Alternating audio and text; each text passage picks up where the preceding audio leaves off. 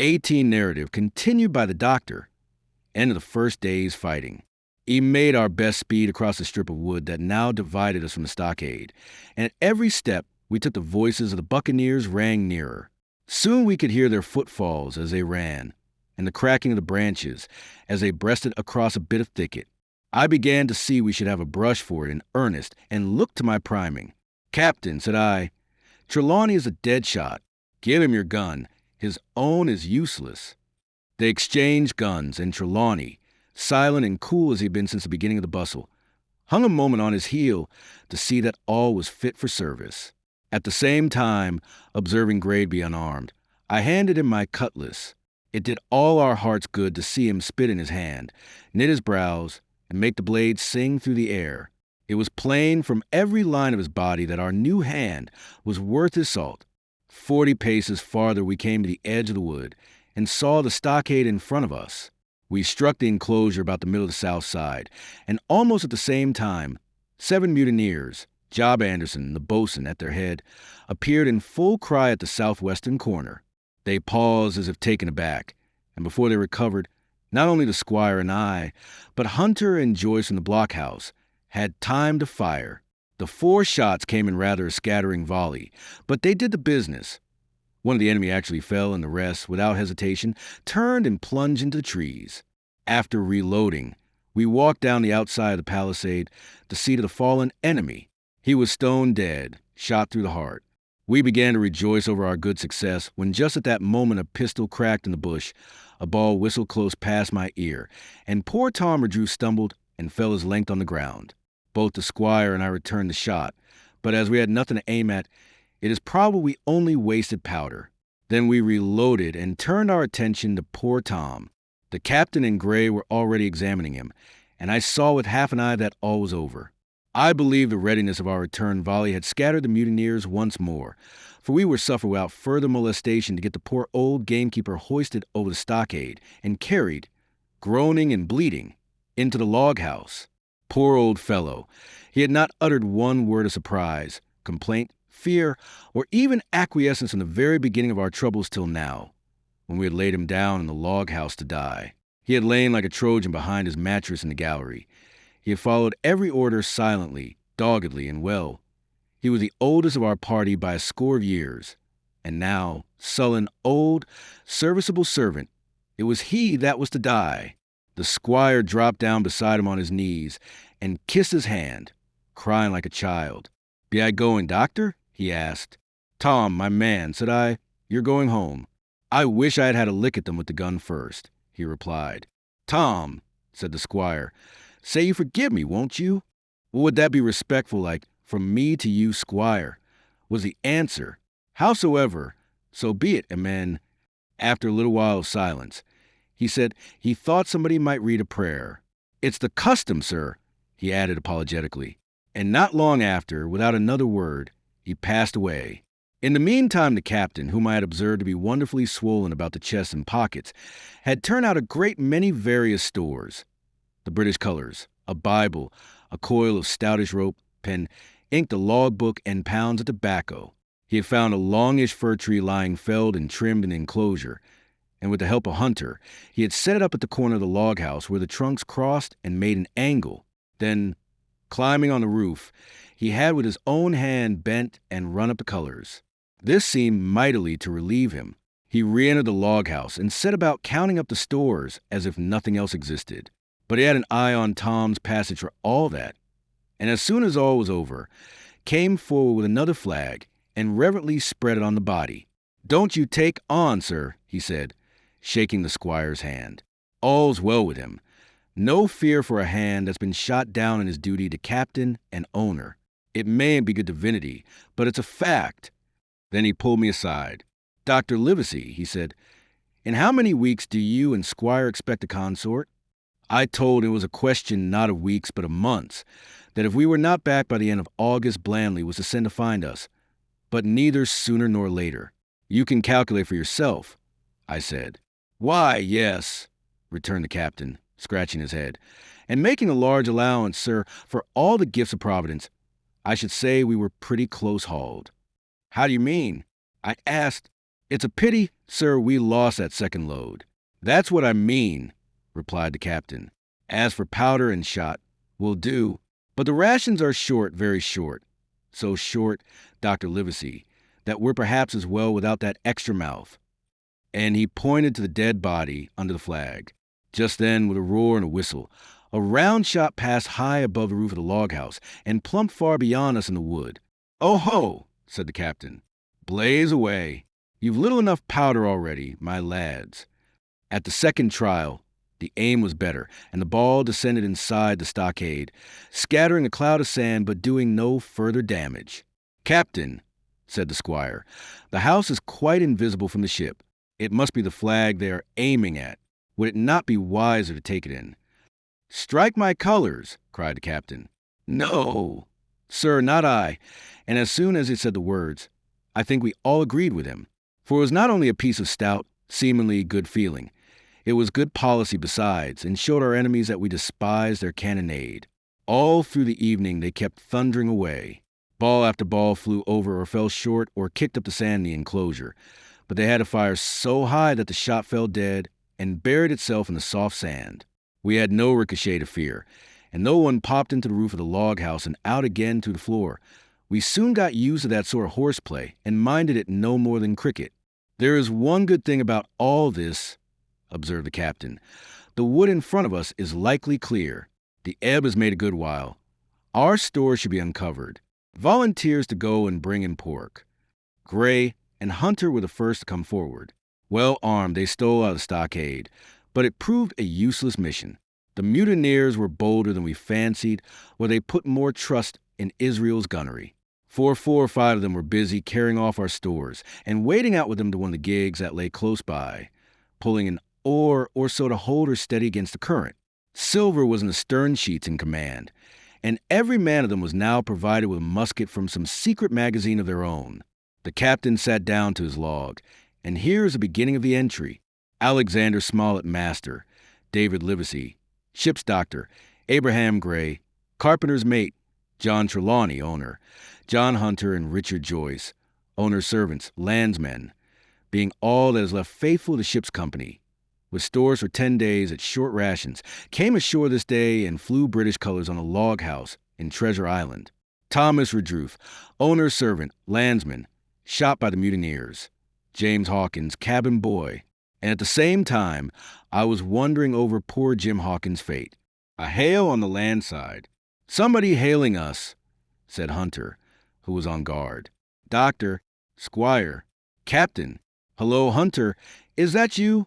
came the cries. And I ran to the door in time to see Jim Hawkins, safe and sound, come climbing over the stockade. 19 narrative resumed by Jim Hawkins. The garrison in the stockade. As soon as Ben Gunn saw the colors, he came to a halt, stopped me by the arm, and sat down. "Now," said he, "there's your friends. Sure enough. Far more likely it's the mutineers." I answered. "That," he cried. "Why, in a place like this, where nobody puts him but Jen Lemon a fortune, Silver would fly the Jolly Roger. You don't make no doubt of that. No, that's your friends. There's been blows, too, and I reckon your friends has had the best of it. And here they are ashore in the old stockade, as was made years and years ago by Flint. Ah, he was a man to have a headpiece, was Flint, barring rum. His match were never seen. He were afraid of none, not he, honest Silver. Silver was that genteel. Well, said I, that may be so, and so be it. All the more reason that I should hurry on and join my friends. Nay, mate, returned Ben, not you? You're a good boy, or I mistook. But you're only a boy, all told. Now Ben Gunn is fly. Rum wouldn't bring me there, where you're going. Not rum wouldn't. Till I see you're born Jen Lehman, and gets it on his word of honor. And you won't forget my words. A precious sight, that's what you'll say. A precious sight more confidence. And then nips him. And he'd pinch me the third time with the same air cleverness. And when Ben Gunn is wanted, you know where to find him, Jim. Just where you found him today. And him that comes is to have a white thing in his hand. And he's to come alone. Oh, and you'll say this. Ben Gunn, says you, has reasons of his own. Well, said I believe I understand. You have something to propose, and you wish to see the squire or the doctor, and you're to be found where I found you. Is that all? And when, says you, he added, why, from about noon observation to about 6 bells. Good, said I, and now may I go? You won't forget, he inquired anxiously. Precious sight, and reasons of his own, says you. Reasons of his own, that's the mainstay, as between man and man. Well then, still holding me, I reckon you can go, Jim. And Jim, if you was to see silver, you wouldn't go for the Selben gun? Wild horses wouldn't draw it from you? No, says you. And if them pirates camp ashore, Jim, what would you say but there be witters in the morning? Here he was interrupted by a loud report, and a cannonball came tearing through the trees and pitched in the sand not 100 yards from where we two were talking. The next moment each of us had taken to his heels in a different direction. For a good hour come frequent reports shook the island, and balls kept crashing through the woods. I moved from hiding place to hiding place, always pursued, or so it seemed to me, by these terrifying missiles. But toward the end of the bombardment, though still I durst not venture in the direction of the stockade, where the balls fell oftenest, I had begun, in a manner, to pluck up my heart again, and after a long detour to the east, crept down among the shoreside trees. The sun had just set. The sea breeze was rustling and tumbling the woods and ruffling the gray surface of the anchorage. The tide, too, was far out, and great tracts of sand lay uncovered. The air, after the heat of the day, chilled me through my jacket. The Hispaniola still lay where she had anchored, but, sure enough, there was the Jolly Roger, the black flag of piracy, flying from her peak. Even as I looked, there came another red flash and another report that sent the echoes clattering, and one more round shot whistled through the air. It was the last of the cannonade. I lay for some time watching the bustle which succeeded the attack. Men were demolishing something with axes on the beach near the stockade. The poor jolly boat, I afterward discovered, away, near the mouth of the river. A great fire was glowing among the trees, and between that point and the ship one of the gigs kept coming and going, the men whom I had seen so gloomy, shouting at the oars like children. But there was a sound in their voices which suggested rum. At length I thought I might return towards the stockade. I was pretty far down on a low, sandy spit that encloses the anchorage to the east, and is joined at half water to Skeleton Island. And now, as I rose to my feet, I saw, some distance further down the spit, and rising from among low bushes, an isolated rock pretty high, and peculiarly white in color. It occurred to me that this might be the white rock of which Ben Gunn had spoken, and that some day or other a boat might be wanted, and I should know where to look for one. Then I scurried among the woods until I had regained the rear or shoreward side of the stockade, and was soon warmly welcomed by the faithful party. I had soon told my story and began to look about me. The log house was made of unsquared trunks of pine, roof, walls, and floor. The latter stood in several places as much as a foot or a foot and a half above the surface of sand. There was a porch at the door, and under this porch the little spring welled up into an artificial basin of a rather odd kind, no other than a great ship's kettle of iron, with the bottom knocked out and sunk to her bearings, as the captain said, among the sand.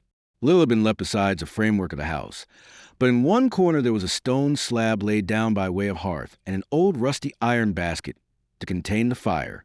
The slopes of the knoll and all the inside of the stockade had been cleared of timber to build the house, and we could see by the stumps what a fine and lofty grove had been destroyed. Most of the soil had been washed away or buried in drift after the removal of the trees. Only where the streamlet ran down from the kettle, a thick bed of moss, and some ferns and little creeping bushes were still green among the sand, very close around the stockade. Too close for the fence, they said, that would still flourish high and dense, all of fir on the land side, but toward the sea with a large admixture of live oaks. The cold evening breeze, of which I have spoken, whistled through every chink of the rude building and sprinkled the floor with continual rain of fine sand. There was sand in our eyes, sand in our teeth, sand in our suppers, sand dancing in the spring at the bottom of the kettle, for all the world like porridge beginning to boil. Our chimney was a square hole in the roof. It was but a little part of the smoke that found its way out, and the rest eddied about the house and kept us coughing and piping the eye. Add to this that Gray, the new man, had his face tied up in a bandage for a cut he had got in breaking away from the mutineers, and that poor old Tom Redruth, still unburied, lay along the wall, stiff and stark, under the Union Jack. If we had been allowed to sit idle, we should all have fallen the blues, but Captain Smollett was never the man for that. All hands were called up before him, and he divided us into watches. The doctor in gray and I for one, the squire, Hunter, and Joyce upon the other. Tired though we all were, 2 were sent out for firewood. 2 more were set to dig a grave for Redruth. The doctor was named Cook. I was put sentry at the door, and the captain himself went from one to another, keeping up our spirits and lending a hand wherever was wanted.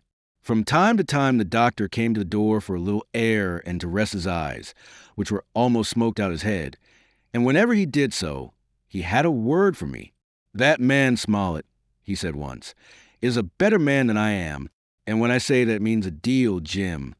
Another time he came and was silent for a while. Then he put his head on one side and looked at me.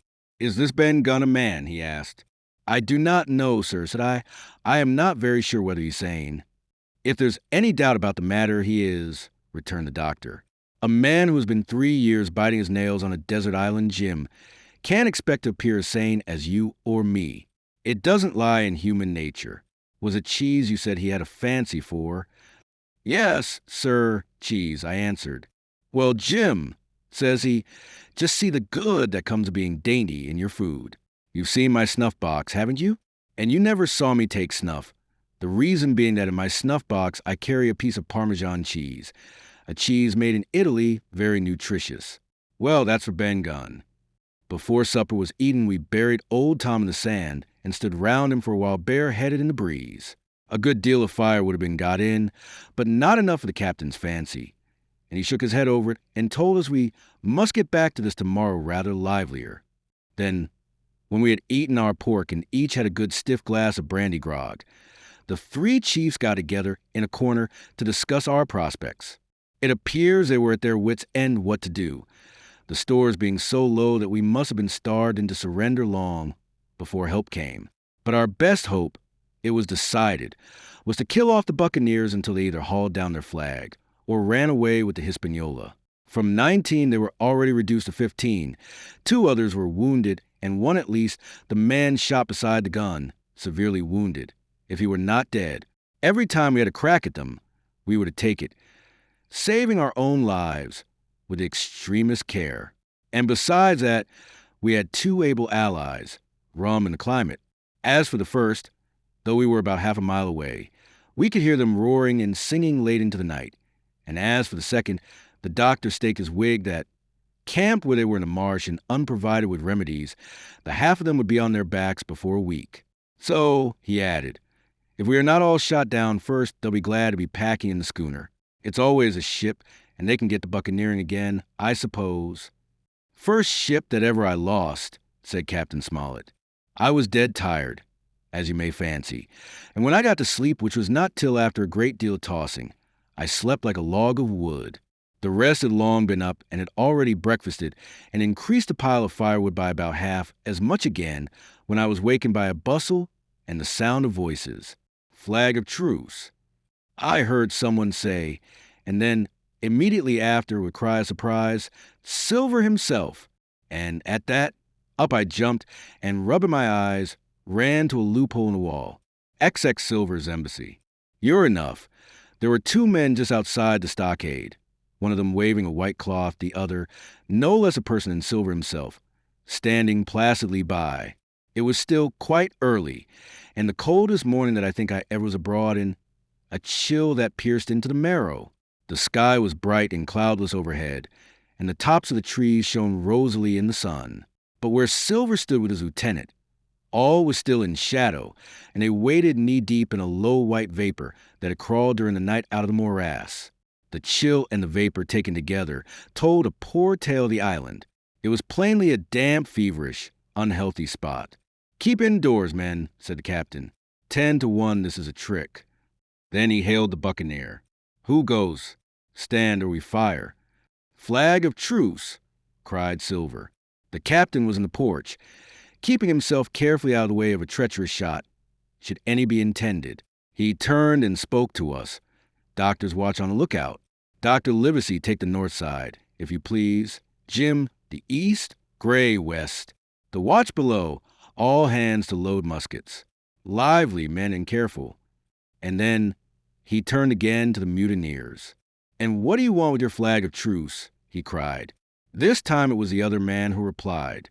"Captain Silver, sir, to come on board and make terms," he shouted. Captain Silver. Don't know him. "Who's he?" cried the captain. And we could hear him adding to himself, "Captain, is it? My heart, and here's promotion." Long John answered for himself. "Me, sir. These poor lads have chosen me captain after your desertion, sir," laying a particular emphasis upon the word desertion.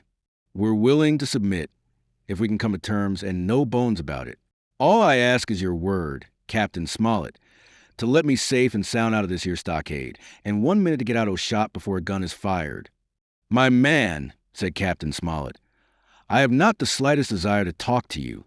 If you wish to talk to me, you can come. That's all. If there's any treachery, it'll be on your side, and the Lord help you." "That's enough, Captain," shouted Long John cheerily. "A word from you's enough. I know a gentleman, and you may lay to that."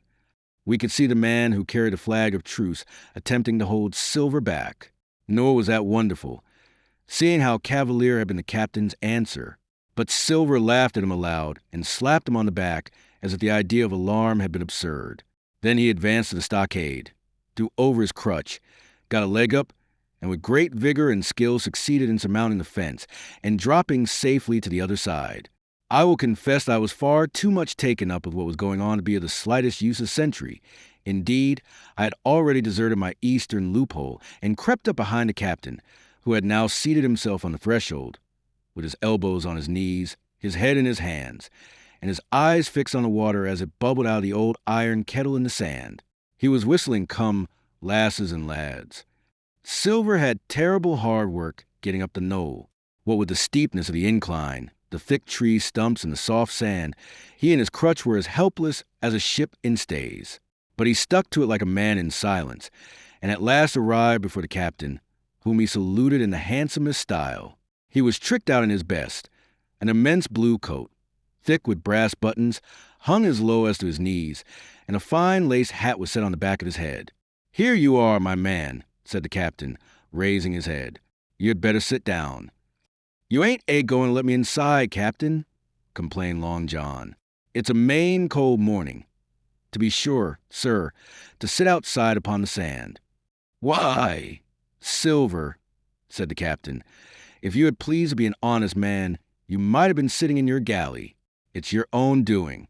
You're either my ship's cook, and then you were treated handsome, or Captain Silver, a common mutineer and pirate, and then you can go hang." "Well, well, Captain," returned the sea cook, sitting down as he was bidden on the sand, "you'll have to give me a hand up again, that's all. A sweet, pretty place you have over here. Ah, there's Jim. The top of the morning to you, Jim. Doctor, here's my service. Why, there you all are together like a happy family, in a manner of speaking." "If you have anything to say, my man better say it," said the captain. "Right you were, Captain Smollett," replied Silver. "Duty is duty, to be sure. Well, now, you look here. That was a good lay of yours last night. I don't deny it was a good lay. Some of you pretty handy, with a handspike end. And I'll not deny neither but what some of my people was shook. Maybe all was shook. Maybe I was shook myself. Maybe that's why I'm here for terms. But you mark me, Captain, it won't do twice, by thunder. We'll have to do sentry go and ease off a point or so on the rum. Maybe you think we were all a sheet in the wind's eye. But I'll tell you I was sober. I was honey dog tired. And if I'd awoke a second sooner, I'd have caught you at the act, I would. He wasn't dead when I got round to him, not he." "Well," says Captain Smollett as cool as can be, all that Silver said was a riddle to him, but you would never have guessed it from his tone. As for me, I began to have an inkling. Ben Gunn's last words came back to my mind. I began to suppose that he had paid the buccaneers a visit while they all lay drunk together round their fire, and I reckoned up with glee that we had only 14 enemies to deal with. "Well, here it is," said Silver. "We want that treasure, and we'll have it. That's our point. You would just as soon save your lives, I reckon, and that's yours. You have a chart, haven't you?" "That's as may be," replied the captain. "Oh, well, you have, I know that. returned Long John. You needn't be so husky with a man. There ain't a particle of service in that, and you may lay to it. What I mean is, we want your chart. Now, I never meant you no harm myself. That won't do with me, my man, interrupted the captain.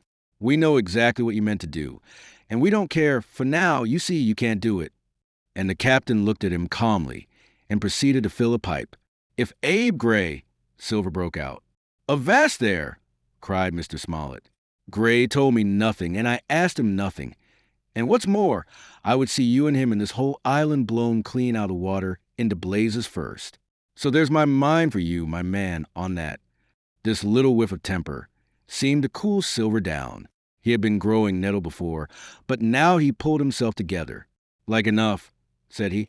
I would set no limits to what gentlemen might consider ship-shape or might not, as the case were. And seeing as how you are about to take a pipe, Captain, I'll make so free as do likewise. And he filled a pipe and lighted it, and the two men sat silently smoking for quite a while, now looking each other in the face, now stopping their tobacco, now leaning forward to spit. It was as good as the play to see them. Now, resumed Silver, here it is. You give us the chart to get the treasure by, and drop shooting poor seamen and stoving their heads in while asleep.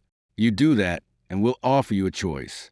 Either you come aboard along of us, once the treasure's shipped, and then I'll give you my affidavy, upon my word of honor, to clap you somewhere safe ashore. Or if that ain't to your fancy, some of my hands being rough and having old scores on account of hazing, then you can stay here, you can. We'll divide stores with you, man for man, and I'll give my affidavy, as before to speak the first ship I sight, and send him here to pick you up. Now you'll own that's talking. Handsomer you couldn't look to get. Now you, and I hope, raising his voice, that all hands in this here blockhouse will overhaul my words, for what is spoke to one is spoke to all. Captain Smollett rose from his seat and knocked out the ashes of his pipe in the palm of his left hand. Is that all? He asked. Every last word, by thunder, answered John. Refuse that, and you've seen the last of me but musket balls. Very good, said the captain. Now you'll hear me. If you'll come up one by one, unarmed, I'll engage to clap you all in irons and take you home to fair trial in England. If you won't, my name is Alexander Smollett. I've flown my sovereign's colors, and I'll see you all to Davy Jones. You can't find the treasure. You can't sail the ship. There's not a man among you fit to sail the ship. You can't fight us. Gray, there got away from 5 of you. Your ship's in irons, Master Silver. You're on a lee shore, and so you'll find. I stand here and tell you so, and they're the last good words you'll get from me. For in the name of heaven, I'll put a bullet in your back when next I meet you. Tramp, my lad, bundle out of this, please, hand over hand, and double quick. Silver's face was a picture. His eyes started in his head with wrath. He shook the fire out of his pipe. Give me a hand up, he cried. Give me a hand up, he cried. Not I, returned the captain. Not I, returned the captain. Who'll give me a hand up, he roared. Not a man among us moved, growling the foulest imprecations. He crawled along the sand till he got hold of the porch and could hoist himself again upon his crutch. Then he spat into the spring. There, he cried. That's what I think of ye. Before an hour's out, I'll stove in your old blockhouse like a rum puncheon. Laugh, by thunder, laugh. Before an hour's out, ye'll laugh upon the other side. Them that die'll be the lucky ones. And with a dreadful oath he stumbled off, plowed down the sand, was helped across the stockade, after 4 or 5 failures, by the man with the flag of truce, and disappeared in an instant afterwards among the trees. XXI the attack. As soon as Silver disappeared, the captain, who had been closely watching him, turned towards the interior of the house and found not a man of us at his post but Gray. It was the first time we had ever seen him angry. Quarters, he roared. And then, as we all slunk back to our places, Gray, he said, I'll put your name in the log. You stood by your duty like a seaman. Mr. Trelawney, I'm surprised at you, sir. Doctor, I thought you had worn the king's coat. If that was how you served at Fontenoy, sir, you'd have been better in your berth. The doctor's watch were all back at their loopholes. The rest were busy loading the spare muskets, and everyone with a red face, you may be certain, and a flea in his ear, as the saying is. The captain looked on for a while in silence. Then he spoke. "My lad," said he, "I've given Silver a broadside. I pitched it in red hot on purpose. And before the hour's out, as he said, we shall be boarded. We're outnumbered. I needn't tell you that, but we fight in shelter. And a minute ago I should have said we fought with discipline. I've no manner of doubt that we can drub them if you choose." Then he went around and saw, as he said, that all was clear. On the two short sides of the house, east and west, there were only 2 loopholes. On the south side where the porch was, 2 again, and on the north side, 5. There was a round score of muskets for the 7 of us. The firewood had been built into 4 piles. Tables, you might say, one about the middle of each side, and on each of these tables some ammunition, and 4 loaded muskets were laid ready to hand the defenders. In the middle, the cutlasses lay ranged. "Toss out the fire," said the captain. "The chill is past, and we mustn't have smoke in our eyes." The iron fire basket was carried bodily out by Mr. Trelawney, and the embers smothered among sand. "Hawkins hasn't had his breakfast. Hawkins, help yourself, and back to your post to eat it," continued Captain Smollett. "Lively now, my lad. You'll want it before you've done. Hunter, serve out a round of brandy to all hands." And while this was going on, the captain completed, in his own mind, the plan of the defense. "Doctor, you will take the door," he resumed. "See, and don't expose yourself. Keep within and fire through the porch. Hunter, take the east side. There. Joyce, you stand by the west, my man. Mr. Trelawney, you are the best shot. You and Gray will take this long north side with the 5 loopholes. It's there the danger is. If they can get up to and fire in upon us through our own ports, things will begin to look dirty. Hawkins, neither you nor I are much account at the shooting. We'll stand by the load and bear a hand." As the captain had said, the chill was past. As soon as the sun had climbed above our girdle of trees, it fell with all its force upon the clearing and drank up the vapors at a draught. Soon the sand was baking and the resin melting in the logs of the blockhouse.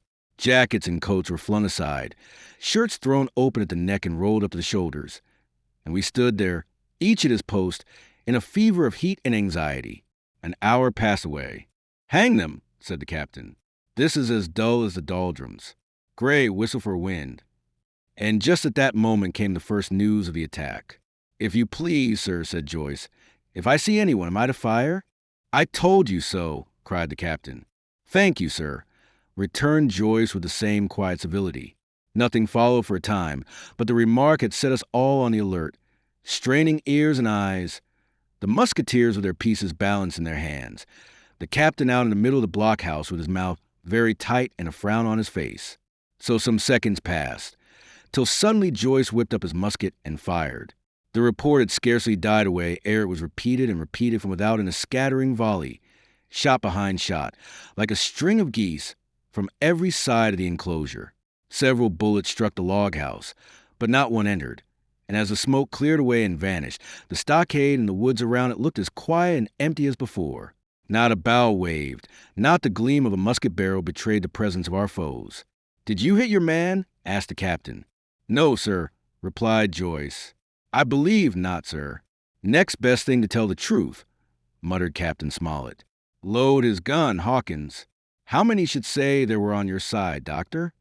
"I know precisely," said Dr. Livesey. 3 shots were fired on this side.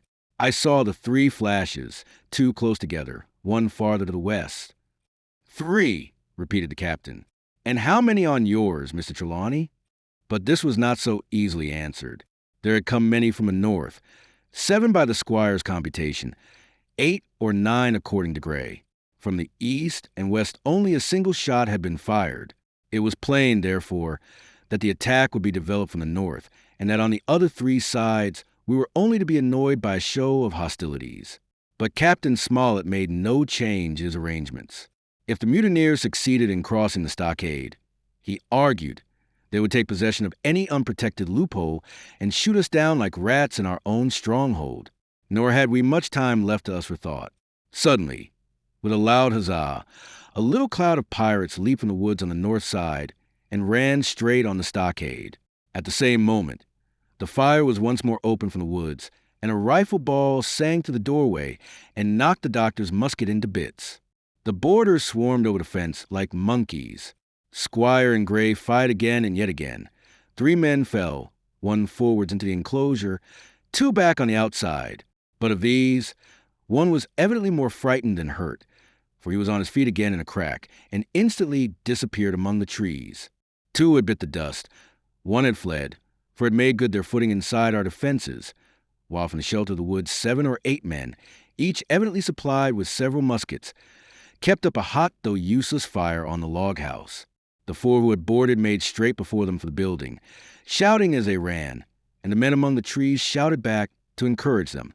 Several shots were fired, but such was the hurry of the marksmen that not one appears to have taken effect. In a moment, the 4 pirates had swarmed up the mound and were upon us. The head of Job Anderson, the boatswain, appeared at the middle loophole. "At all hands, he roared in a voice of thunder.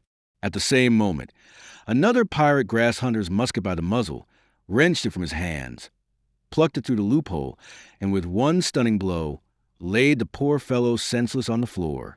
Meanwhile, a third, running unharmed all around the house, appeared suddenly in the doorway and fell with his cutlass on the doctor.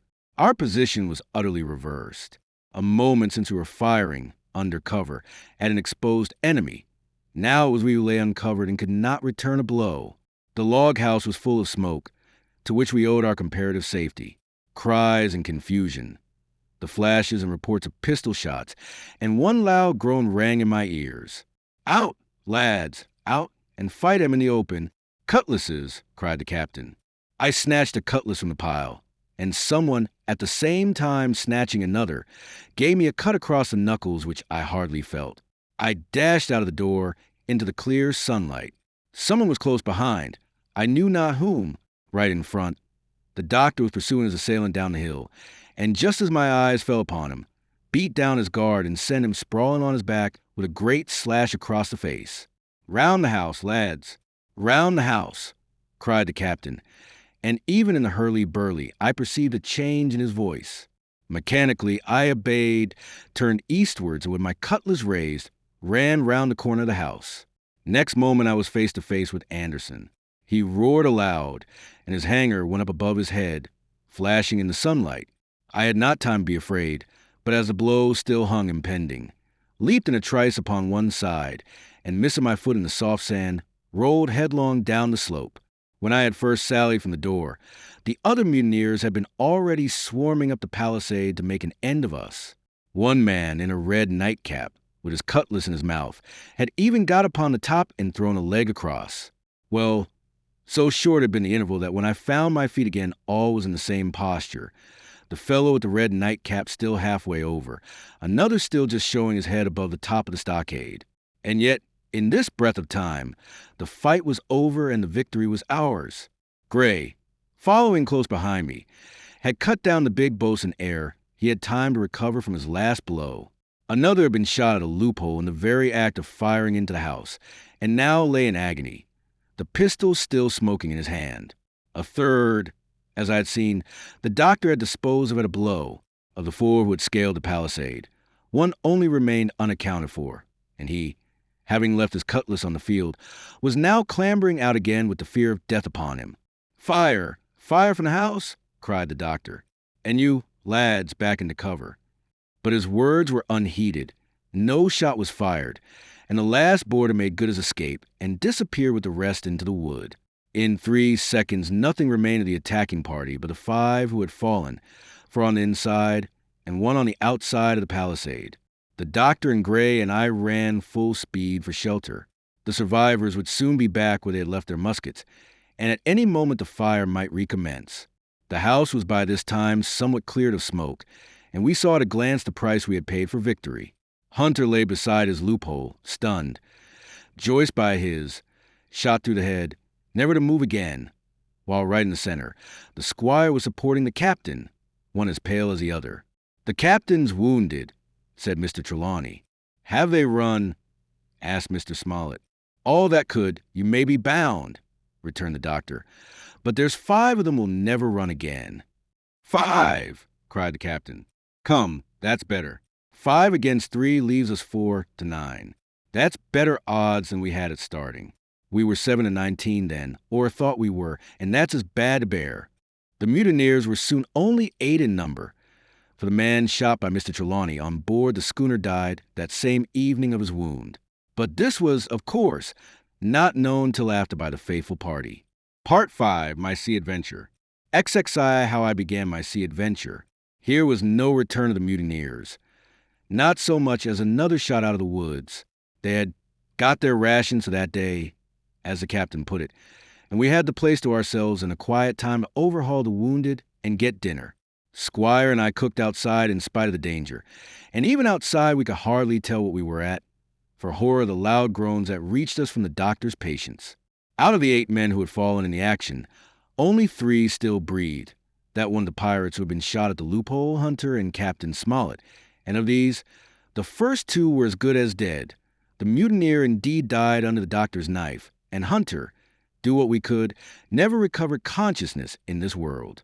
He lingered all day, breathing loudly like the old buccaneer home in his apoplectic fit.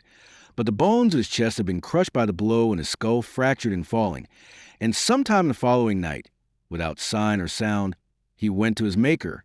As for the captain, his wounds were grievous indeed, but not dangerous. No organ was fatally injured. Anderson's ball, for it was Job that shot him first, had broken his shoulder blade and touched the lung. Not badly.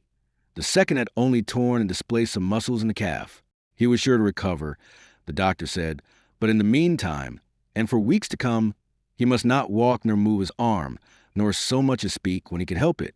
My own accidental cut across the knuckles was a flea bite.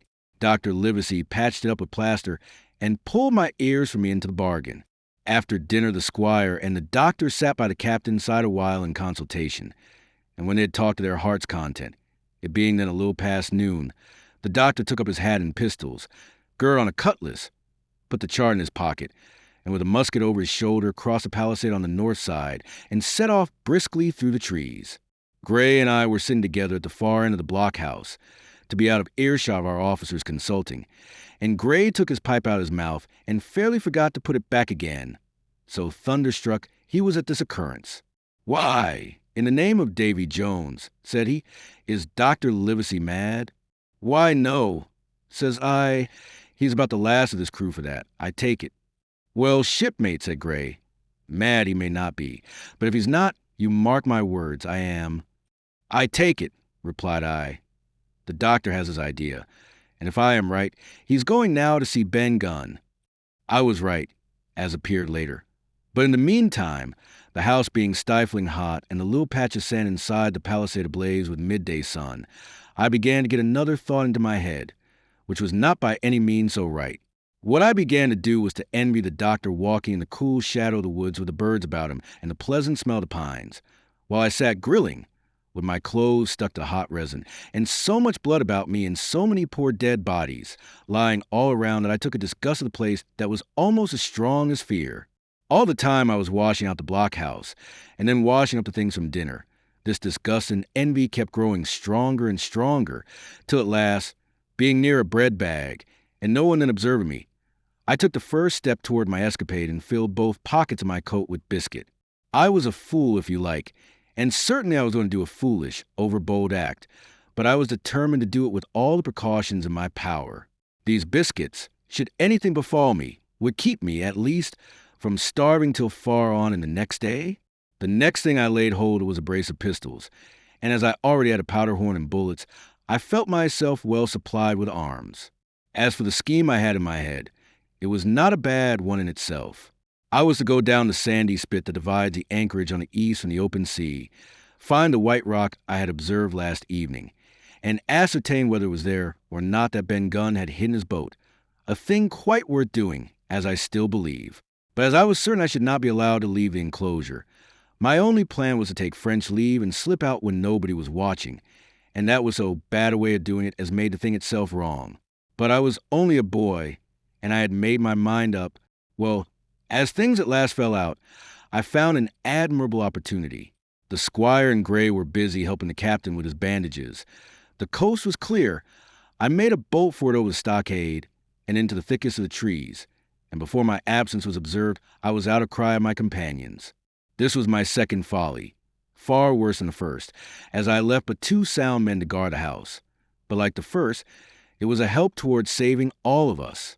I took my way straight for the east coast of the island, for I was determined to go down the sea side of the spit to avoid all chance of observation from the anchorage.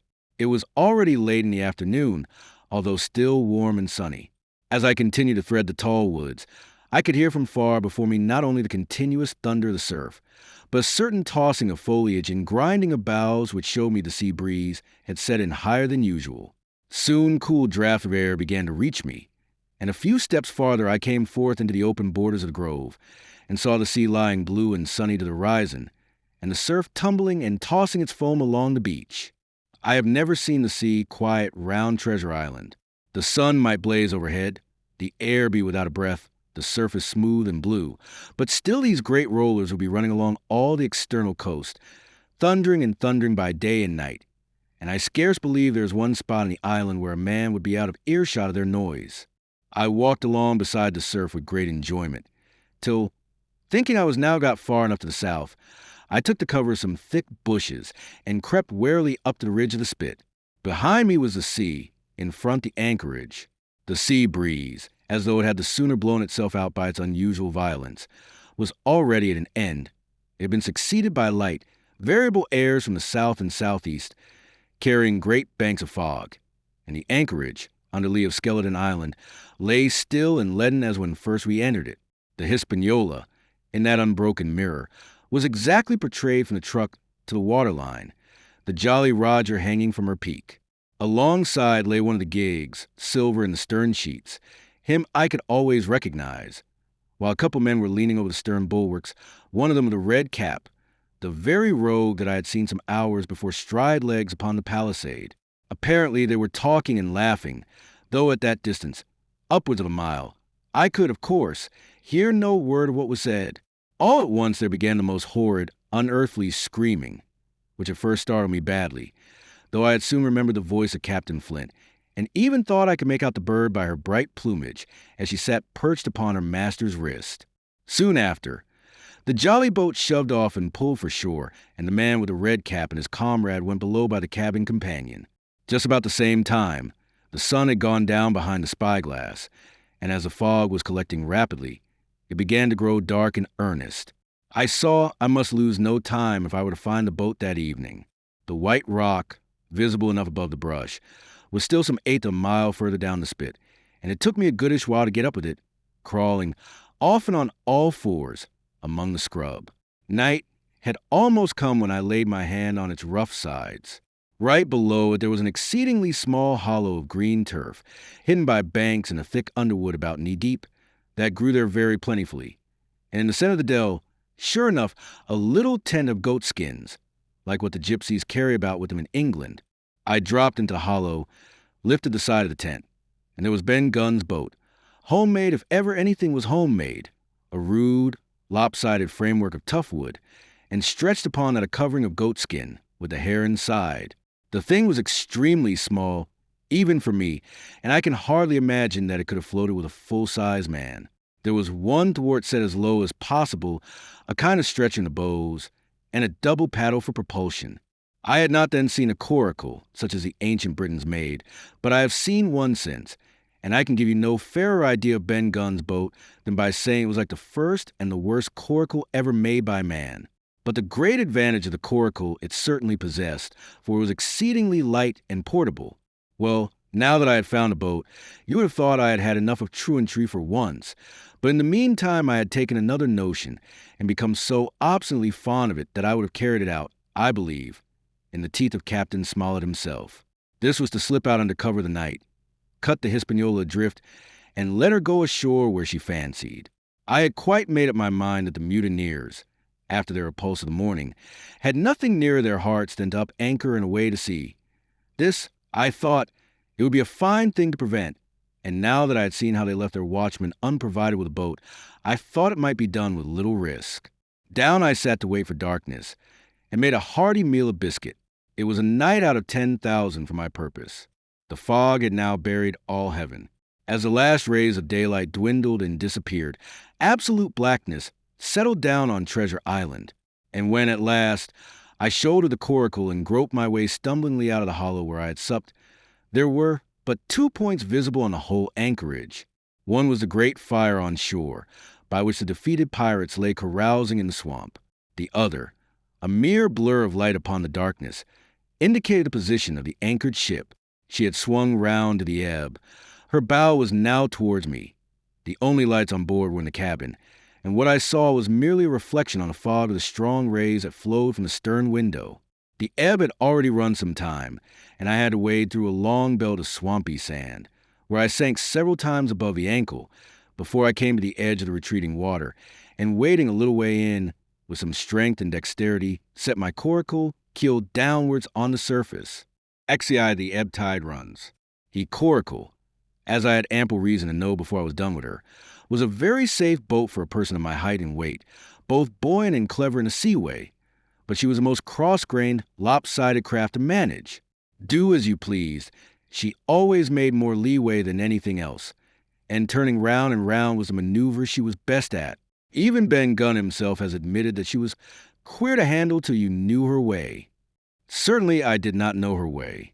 She turned in every direction but the one I was bound to go.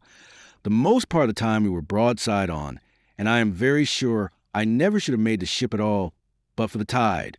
By good fortune, paddle as I pleased, the tide was still sweeping me down, and there lay the Hispaniola right in the fairway, hardly to be missed. First she loomed before me like a blot of something yet blacker than darkness. Then her spars and hull began to take shape, and the next moment, as it seemed, for the farther I went, the brisker grew the current of the ebb. I was alongside of her hawser and had laid hold. The hawser was as taut as a bowstring, and the current so strong she pulled upon her anchor. All round the hull, in the blackness, the rippling current bubbled and chattered like a little mountain stream. One cut with my sea gully, and the Hispaniola would go humming down the tide. So far so good, but it next occurred to my recollection that a taut hawser, suddenly cut, is a thing as dangerous as a kicking horse. 10 to 1. If I were so foolhardy as to cut the Hispaniola from her anchor, I and the coracle would be knocked clean out of the water. This brought me to a full stop, and if fortune had not again particularly favored me, I should have had to abandon my design. But the light airs which had begun blowing from the southeast and south had hauled round after nightfall into the southwest. Just while I was meditating, a puff came, caught the Hispaniola, and forced her up into the current. And to my great joy, I felt the hawser slacken in my grasp, and the hand by which I held it dip for a second under water. With that I made my mind up, took out my gully, opened it with my teeth, and cut one strand after another till the vessel swung only by 2. Then I lay quiet, waiting to sever these last when the strain should be once more lightened by a breath of wind. All this time I had heard the sound of loud voices from the cabin. But to say truth, my mind had been so entirely taken up with other thoughts that I had scarcely given ear. Now, however, when I had nothing else to do, I began to pay more heed. One I recognized for the coxswain's, Israel Hands, that had been Flint's gunner in former days. The other was, of course, my friend of the red nightcap. Both men were plainly the worse of drink, and they were still drinking. For even while I was listening, one of them, with a drunken cry, opened the stern window and threw out something, which I divined to be an empty bottle. But they were not only tipsy, it was plain that they were furiously angry. Oaths flew like hailstones, and every now and then there came forth such an explosion, as I thought was sure to end in blows. But each time the quarrel passed off, and the voices grumbled lower for a while, until the next crisis came and in its turn passed away without result. On shore, I could see the glow of the great campfire burning warmly through the shoreside trees. Someone was singing a dull, old, droning sailor song, with a droop and a quaver at the end of every verse, and seemingly no end to it at all but the patience of the singer. I had heard it on the voyage more than once, and remembered these words. But one man of her crew alive, what put to sea with 75? And I thought it was a ditty rather too dolefully appropriate for a company that had met such cruel losses in the morning. But, indeed, from what I saw, all these buccaneers were as callous as the sea they sailed on. At last the breeze came. The schooner sidled and drew nearer in the dark. I felt the hawser slacken once more, and with a good, Tough effort cut the last fibers through. The breeze had but little action on the coracle, and I was almost instantly swept against the bows of the Hispaniola. At the same time, the schooner began to turn upon her heel, spinning slowly, end for end, across the current. I wrought like a fiend, for I expected every moment to be swamped. And since I found I could not push the coracle directly off, I now shoved straight astern.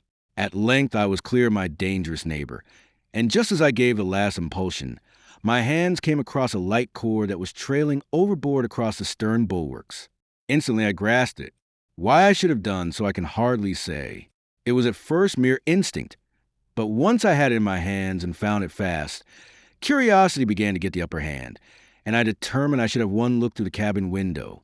I pulled in hand over hand on the cord, and when I judged myself near enough, rose at infinite risk to about half my height, and thus commanded the roof and a slice of the interior of the cabin. By this time the schooner and her little consort were gliding pretty swiftly through the water. Indeed, we had already fetched up level with the campfire. The ship was talking, as sailors say, loudly, treading the innumerable ripples with an incessant weltering splash, and until I got my eye above the window sill, I could not comprehend why the watchman had taken no alarm. One glance, however, was sufficient, and it was only one glance that I durst take from that unsteady skiff. It showed me Hans and his companion locked together in deadly wrestle, each with a hand upon the other's throat. I dropped upon the thwart again, none too soon, for I was near overboard. I could see nothing for the moment but these two furious, in crimson faces swaying together under the smoky lamp, and I shut my eyes to let them grow once more familiar with the darkness.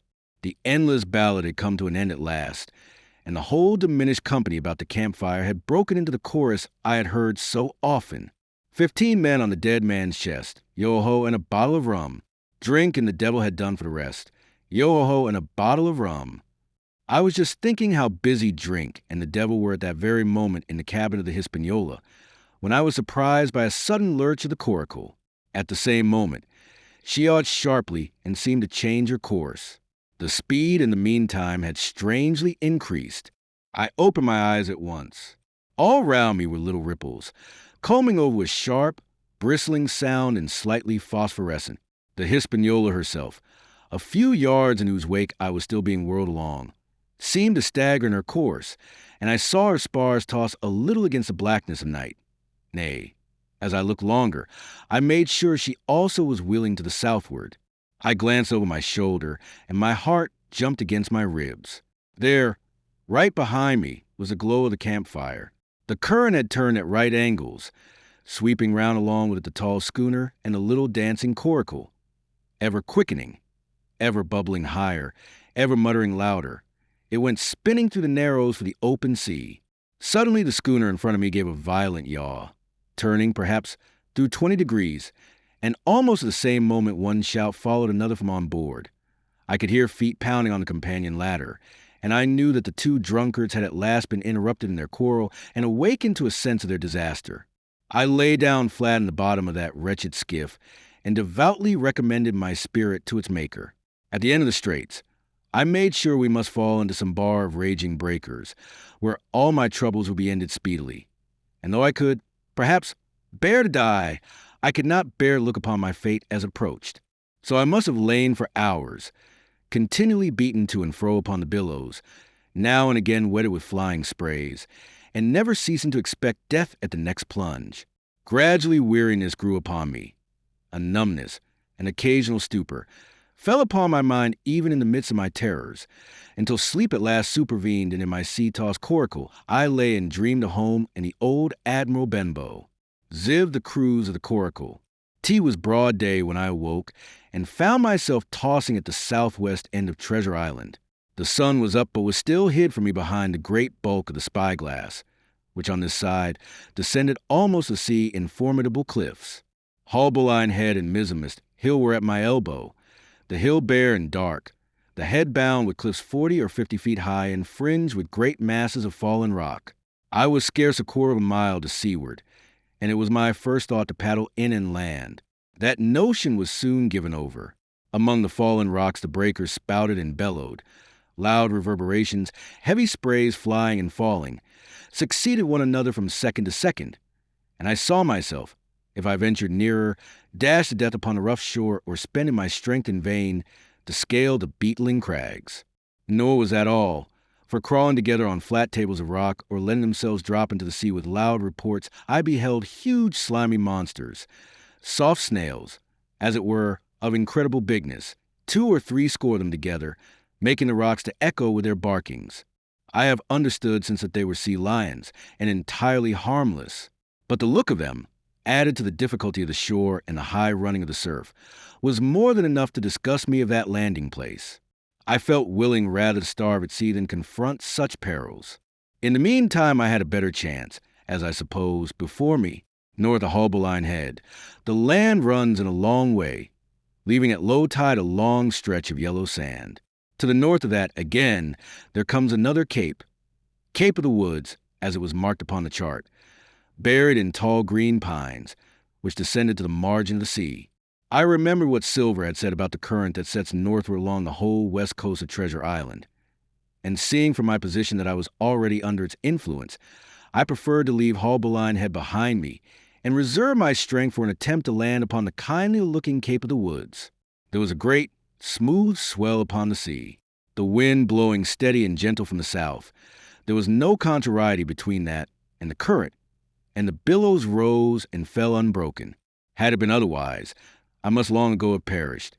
But as it was, it is surprising how easily and securely my little and light boat could ride. Often, as I still lay at the bottom and kept no more than an eye above the gunwale, I would see a big blue summit heaving close above me. Yet the coracle would but bounce a little, dance as if on springs, and subside on the other side into the trough as lightly as a bird. I began after a little to grow very bold, and sat up to try my skill at paddling.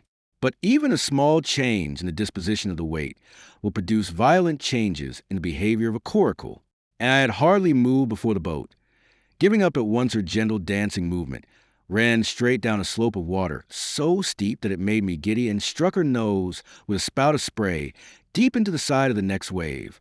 I was drenched and terrified, and fell instantly back into my old position, whereupon the coracle seemed to find her head again, and led me as softly as before among the billows.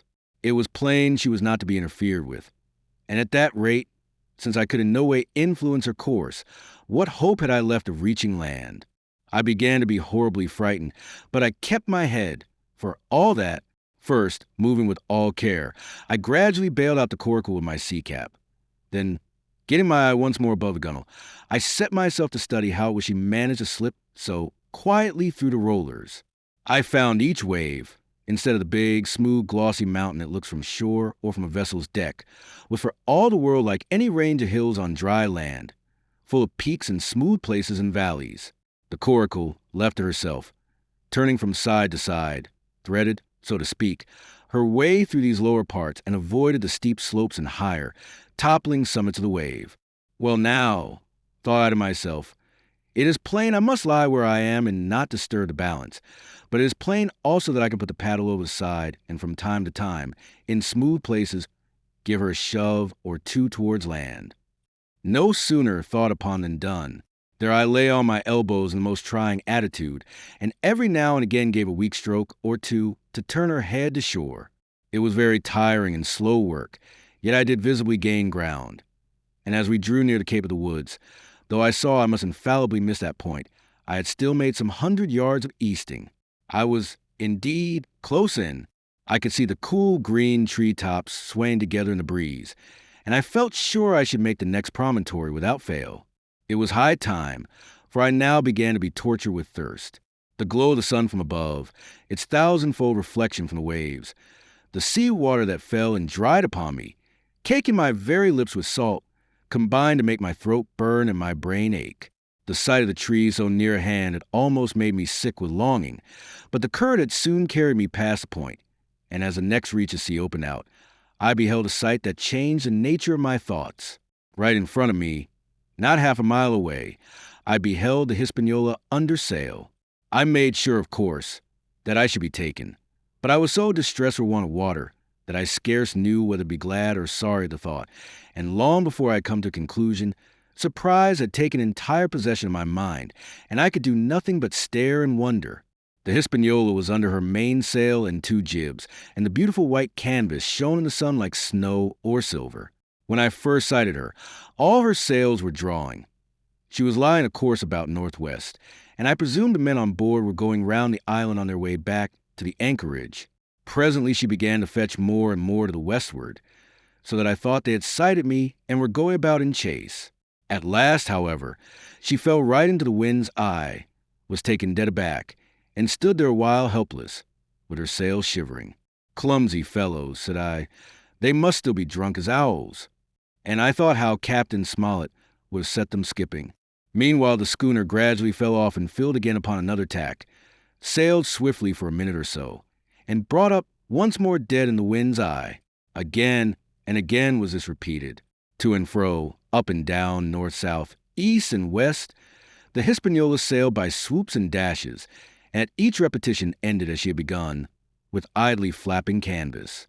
It became plain to me that nobody was steering, and if so, where were the men? Either they were dead drunk or had deserted her, I thought, and perhaps if I could get on board I might return the vessel to her captain. The current was bearing coracle and schooner southward at an equal rate. As for the latter's sailing, it was so wild and intermittent, and she hung each time so long in irons, that she certainly gained nothing if she did not even lose. If only I dared to sit up and paddle, I made sure that I could overhaul her. The scheme had an air of adventure that inspired me, and the thought of the water breaker beside the fore companion doubled my growing courage. Up I got, was welcomed almost instantly by another cloud of spray, but this time stuck to my purpose and set myself, with all my strength and caution, to paddle after the unsteered Hispaniola.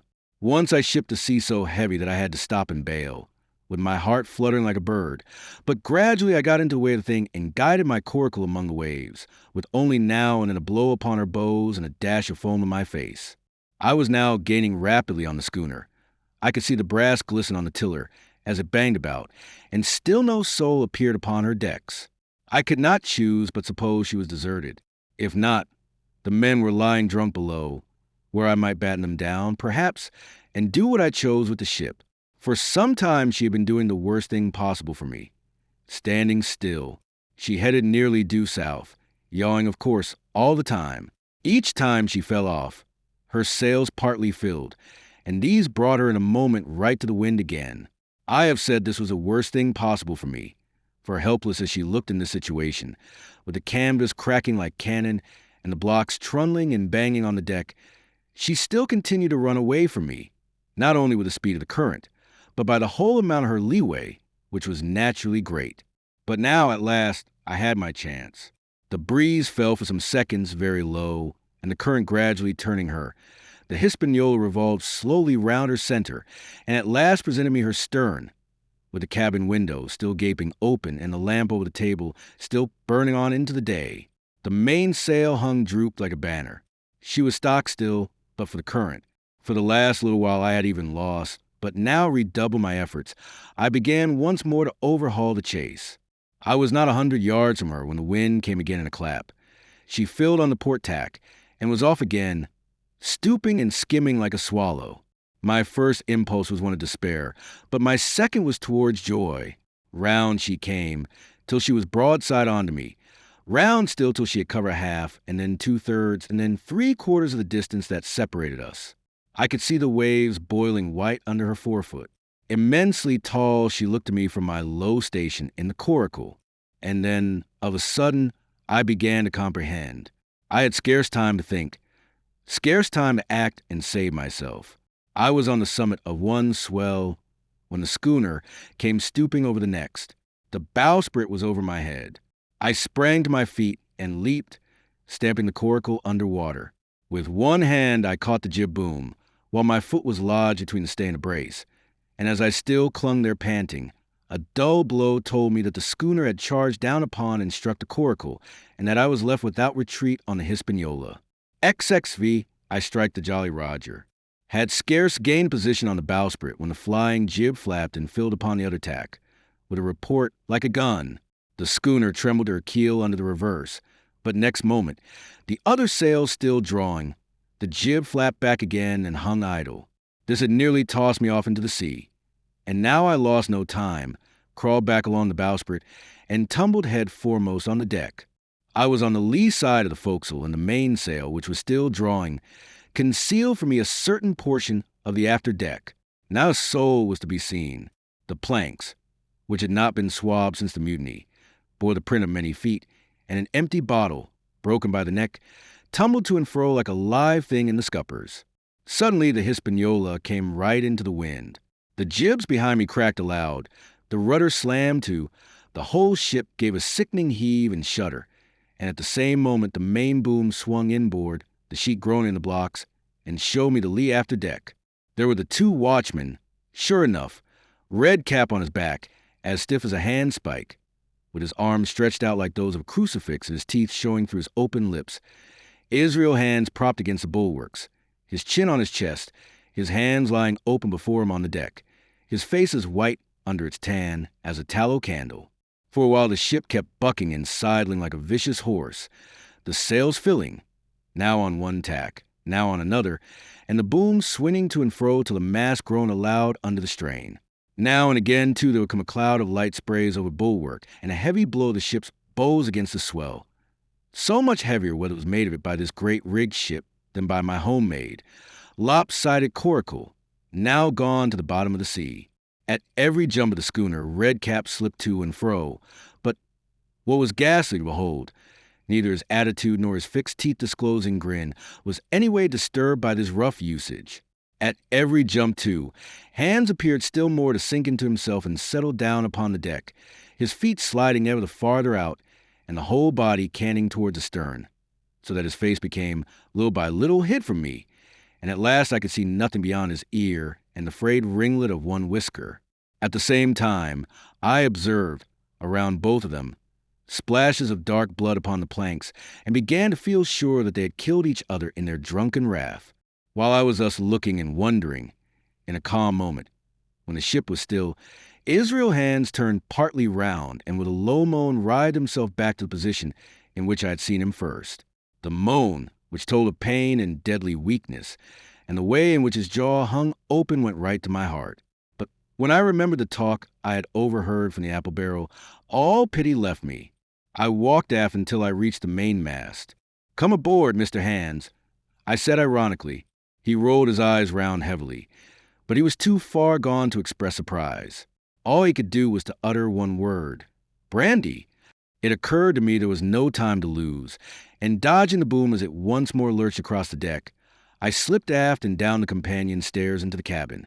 It was such a scene of confusion as you can hardly fancy. All the lock-fast places had been broken open in quest of the chart. The floor was thick with mud where ruffians had sat down to drink or consult after wading in the marshes round their camp. The bulkheads, all painted in clear white and beaded round with gilt, bore a pattern of dirty hands. Dozens of empty bottles clinked together in corners to the rolling of the ship.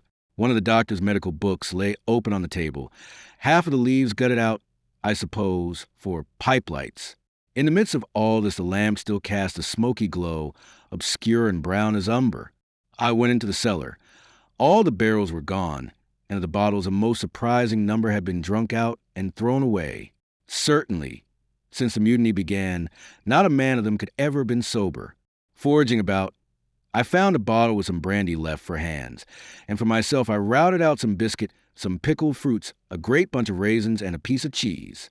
With these I came on deck, put down my own stock behind the rudder head, and well out of the coxswain's reach, went forward to water breaker, and had a good deep drink of water, and then, and not till then, gave Hands a brandy.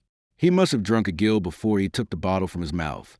"Aye," said he, "by thunder, but I wanted some of that." I had sat down already in my own corner and begun to eat. "Much hurt?" I asked him. He grunted, or rather, I might say, he barked. "If that doctor was aboard," he said, "I'd be right enough in a couple of turns, but I don't have no manner of luck, you see, and that's what's the matter with me. As for that swab, he's good and dead, he is," he added, indicating the man with the red cap. "He warn't no seaman, anyhow. And where mought you have come from?"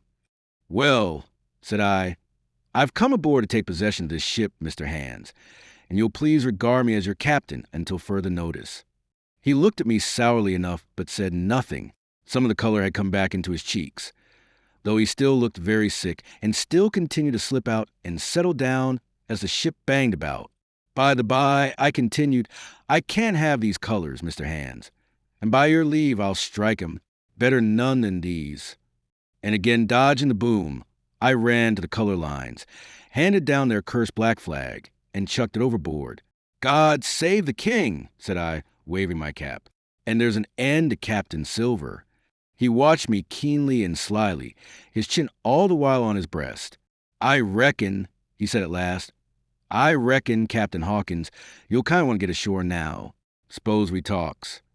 Why, yes, says I, with all my heart, Mr. Hands. Say on.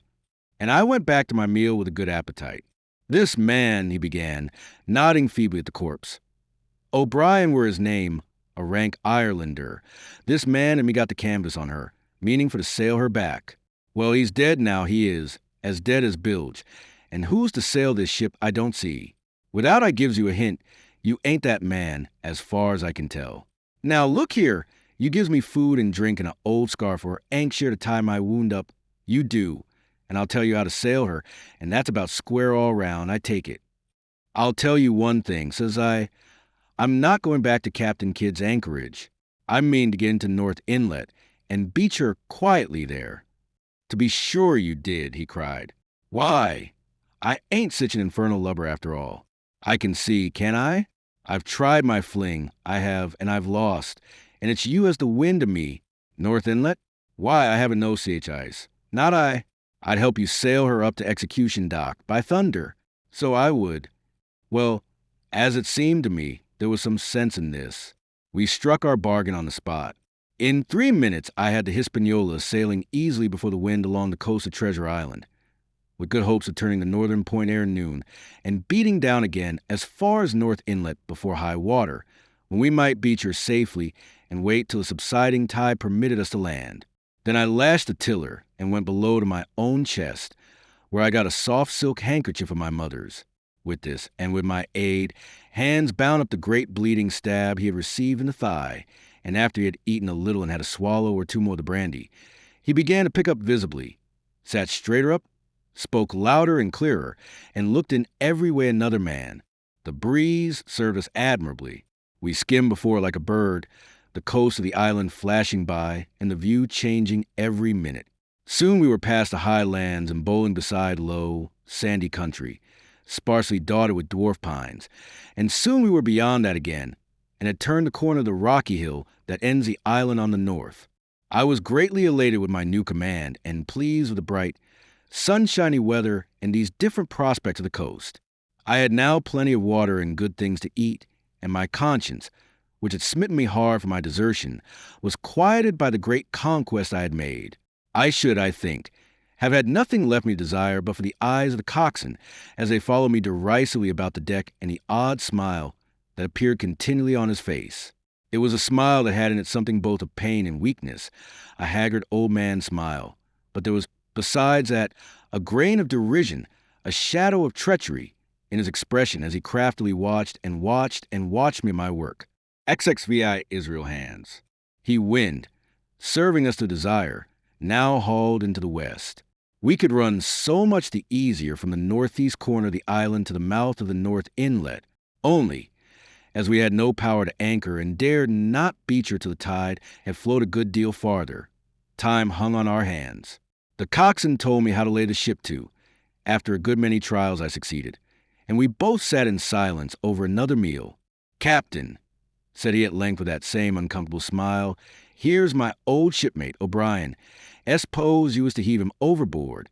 I ain't particular as a rule, and I don't take no blame for settling his hash, but I don't reckon him ornamental now, do you? I'm not strong enough, and I don't like the job, and there he lies for me," said I. "This here's an unlucky ship, this Hispaniola, Jim," he went on, blinking. "There's a power of men been killed in this Hispaniola.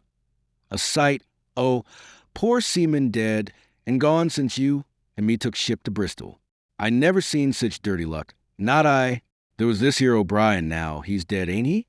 Well now, I'm no scholar, and you're a lad as can read and figure, and to put it straight, do you take it as a dead man is dead for good, or do he come alive again?" You can kill the body, Mr. Hands, but not the spirit. You must know that already. I replied. O'Brien, there is another world, and maybe watching us. Ah, says he. Well, that's unfortunate. Appears as if killing parties was a waste of time. Howsomever, spirits don't reckon for much, by what I've seen. I'll chance it with the spirits. Jim, and now, you spoke up free, and I'll take it kind if you'd step down into that there cabin and get me I shiver my timbers. I can't hit the name on tea. Well, you get me a bottle of wine, Jim. This here brandy's too strong for my head. Now, the coxswain's hesitation seemed to be unnatural, and as for the notion of his preferring wine to brandy, I entirely disbelieved it. The whole story was a pretext. He wanted me to leave the deck. So much was plain, but with what purpose I could in no way imagine. His eyes never met mine. They kept wandering to and fro, up and down, now a look to the sky, now with a flitting glance upon the dead O'Brien. All the time he kept smiling and put his tongue out in the most guilty, embarrassed manner, so that a child could have told that he was bent on some deception. I was prompt with my answer, however, for I saw where my advantage lay, and that with fellows so densely stupid, I could easily conceal my suspicions to the end. Some wine, I said. Far better. Will you have white or red? Well, I reckon it's about the blessed same to me, shipmate, he replied. So it's strong and plenty of it. What's the odds? All right, I answered. I'll bring you port, Mr. Hands, but I'll have to dig for it. With that I scuttled down companion with all the noise I could, slipped off my shoes, ran quietly along the sparred gallery, mounted the forecastle ladder, and popped my head out of the fore companion. I knew he would not expect to see me there. Yet I took every precaution possible, and certainly the worst of my suspicions proved too true. He had risen from his position to his hands and knees, and though his leg obviously hurt him pretty sharply when he moved, for I could hear him stifle a groan, yet was at a good, rattling rate that he trailed himself across the deck. In half a minute he had reached the port scuppers and picked, out of a coil of rope, a long knife, or rather a short dirk, discolored to the hilt with blood. He looked upon it for a moment, thrusting forth his under jaw, tried to point upon his hand, and then, hastily concealing it in the bosom of his jacket, trundled back again into his old place against the bulwark. This was all that I required to know. Israel could move about. He was now armed, and if it had been so much trouble to get rid of me, it was plain that I was meant to be the victim. What he would do afterwards, whether he would try to crawl right across the island from North Inlet to the camp among the swamps, or whether he would fire Long Tom, trusting that his own comrades might come first to help him, was, of course, more than I could say. Yet I felt sure that I could trust him in one point, since in that our interests jumped together, and that was in the disposition of the schooner. We both desired to have her stranded safe enough, in a sheltered place, and so that when the time came, she could be got off again with as little labor and danger as might be. And until that was done, I considered that my life would certainly be spared. While I was thus turning the business over my mind, I had not been idle with my body. I had stolen back to the cabin, slipped once more into my shoes, and laid my hand at random on a bottle of wine, and now, with this for an excuse, I made my reappearance on the deck. Hands lay as I had left him, all fallen together in a bundle, and with his eyelids lowered as though he were too weak to bear the light. He looked up, however, at my coming, knocked the neck off the bottle like a man who had done the same thing often, and took a good swig, with his favorite toast of "Here's luck." Then he lay quiet for a little, and then, pulling out a stick of tobacco, begged me to cut him a quid. "Cut me a junco that," says he, "for I haven't no knife and hardly string enough." So be as I had. "Ah, Jim, I reckon I've missed days. Cut me a quid, as'll likely be the last, lad, for I'm from my long home, and no mistake." "Well," said I, "I'll cut you some tobacco, but if I was you and thought myself so badly, I would go to my prayers like a Christian man." "Why?" said he. "Now you tell me why." "Why?" I cried. "You were asking me just now about the dead. You've broken your trust.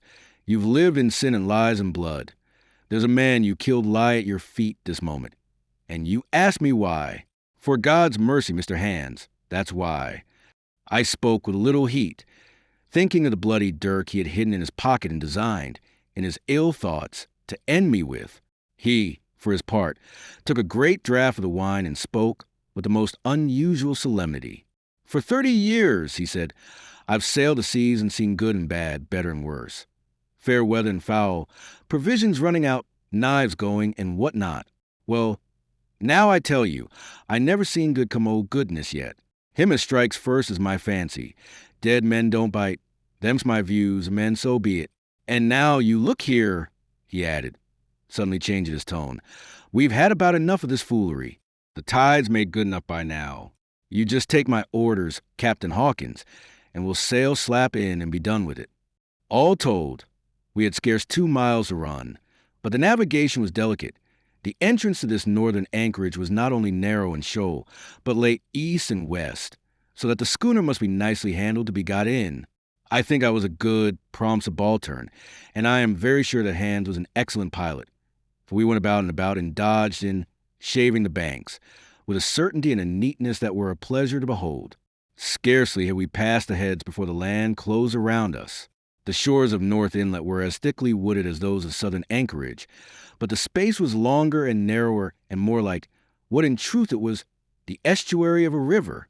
Right before us, at the southern end, we saw the wreck of a ship in the last stages of dilapidation. It had been a great vessel of 3 masts, but had lain so long exposed to the injuries of the weather that it was hung about with great webs of dripping seaweed, and on the deck of its shore bushes had taken root and now flourished thick with flowers. It was a sad sight, but it showed us that the anchorage was calm. "Now," said Hans, "look there. There's a pet bit for to beach a ship in. Fine flat sand, never a cat's paw, trees all round of it, and flowers they blowing like a guarding on that old ship." And once beached, I inquired, "How shall we get her off again?" "Why, so," he replied, "you take a line ashore there on the other side at low water, take a turn about one of them big pines, bring it back, take a turn around the capstan, and lie to for the tide. Come high water, all hands take a pull upon the line, and off she comes as sweet as natur. And now, boy, you stand by. We're near the bit now, and she's too much way on her. Starboard a little. So, steady, starboard, larboard a little, steady, steady." So he issued his commands, which I breathlessly obeyed, till all of a sudden he cried, "Now, my hearty luff," and I put the helm hard up, and the Hispaniola swung round rapidly and ran stem on for the low, wooded shore. The excitement of these last maneuvers had somewhat interfered with the watch I had kept hitherto, sharply enough, upon the coxswain. Even then I was still so much interested, waiting for the ship to touch, that I had quite forgot the peril that hung over my head, and stood craning over the starboard bulwarks, and watching the ripples spreading wide before the bows. I might have fallen without a struggle for my life had not a sudden disquietude seized upon me and made me turn my head. Perhaps I had heard a creak or seen his shadow moving with the tail of my eye. Perhaps it was an instinct like a cat's. But, sure enough, when I looked round there was Hans, already halfway toward me, with the dirk in his right hand. We must both have cried out aloud when our eyes met, but while mine was a shrill cry of terror, his was a roar of fury like a charging bully's. At the same instant, he threw himself forward, and I leapt sideways towards the bows. As I did so, I let go of the tiller, which sprang sharp to leeward, and I think this saved my life, for it struck Hans across the chest and stopped him, for the moment, dead, before he could recover. I was safe out of the corner where he had me trapped, with all the deck to dodge about. Just forward the main mast I stopped, drew a pistol from my pocket, took a cool aim, though he had already turned and was once more coming directly after me, and drew the trigger. The hammer fell, but there followed neither flash nor sound. The priming was useless with sea water. I cursed myself for my neglect. Why had not I, long before, reprimed and reloaded my only weapons? Then I should not have been as now, a mere fleeing sheep before this butcher. Wounded as he was, it was wonderful how fast he could move, his grizzled hair tumbling over his face, and his face itself as red as a red ensign with his haste and fury. I had no time to try my other pistol, nor indeed much inclination, for I was sure it would be useless. One thing I saw plainly. I must not simply retreat before him, or he would speedily hold me boxed into the bows, as a moment since he had so nearly boxed me in the stern. One so caught, and 9 or 10 inches of the blood-stained dirk would be my last experience on this side of eternity. I placed my palms against the mainmast, which was of goodish bigness, and waited every nerve upon the stretch. Seeing that I meant to dodge, he also paused, and a moment or two passed in feints on his part and corresponding movements upon mine. It was such a game as I had often played at home about the rocks of Black Hill Cove, but never before, you may be sure, with such a wildly beating heart as now. Still, as I say, it was a boy's game, and I thought I could hold my own at it against an elderly seaman with a wounded thigh. Indeed, my courage had begun to rise so high that I allowed myself a few darting thoughts on what would be the end of the affair. And while I saw certainly that I could spin out for long, I saw no hope of any ultimate escape.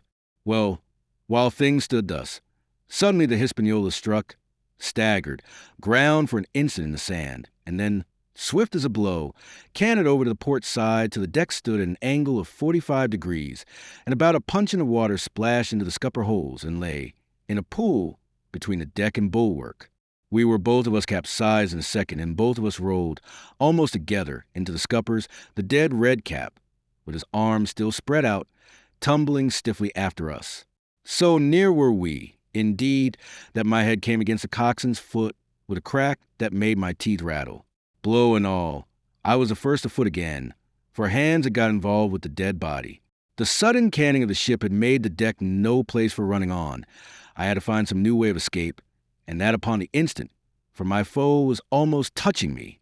Quick as thought, I sprang into mizzen shrouds, rattled up hand over hand, and did not draw a breath till I was seated on the cross trees. I had been saved by being prompt.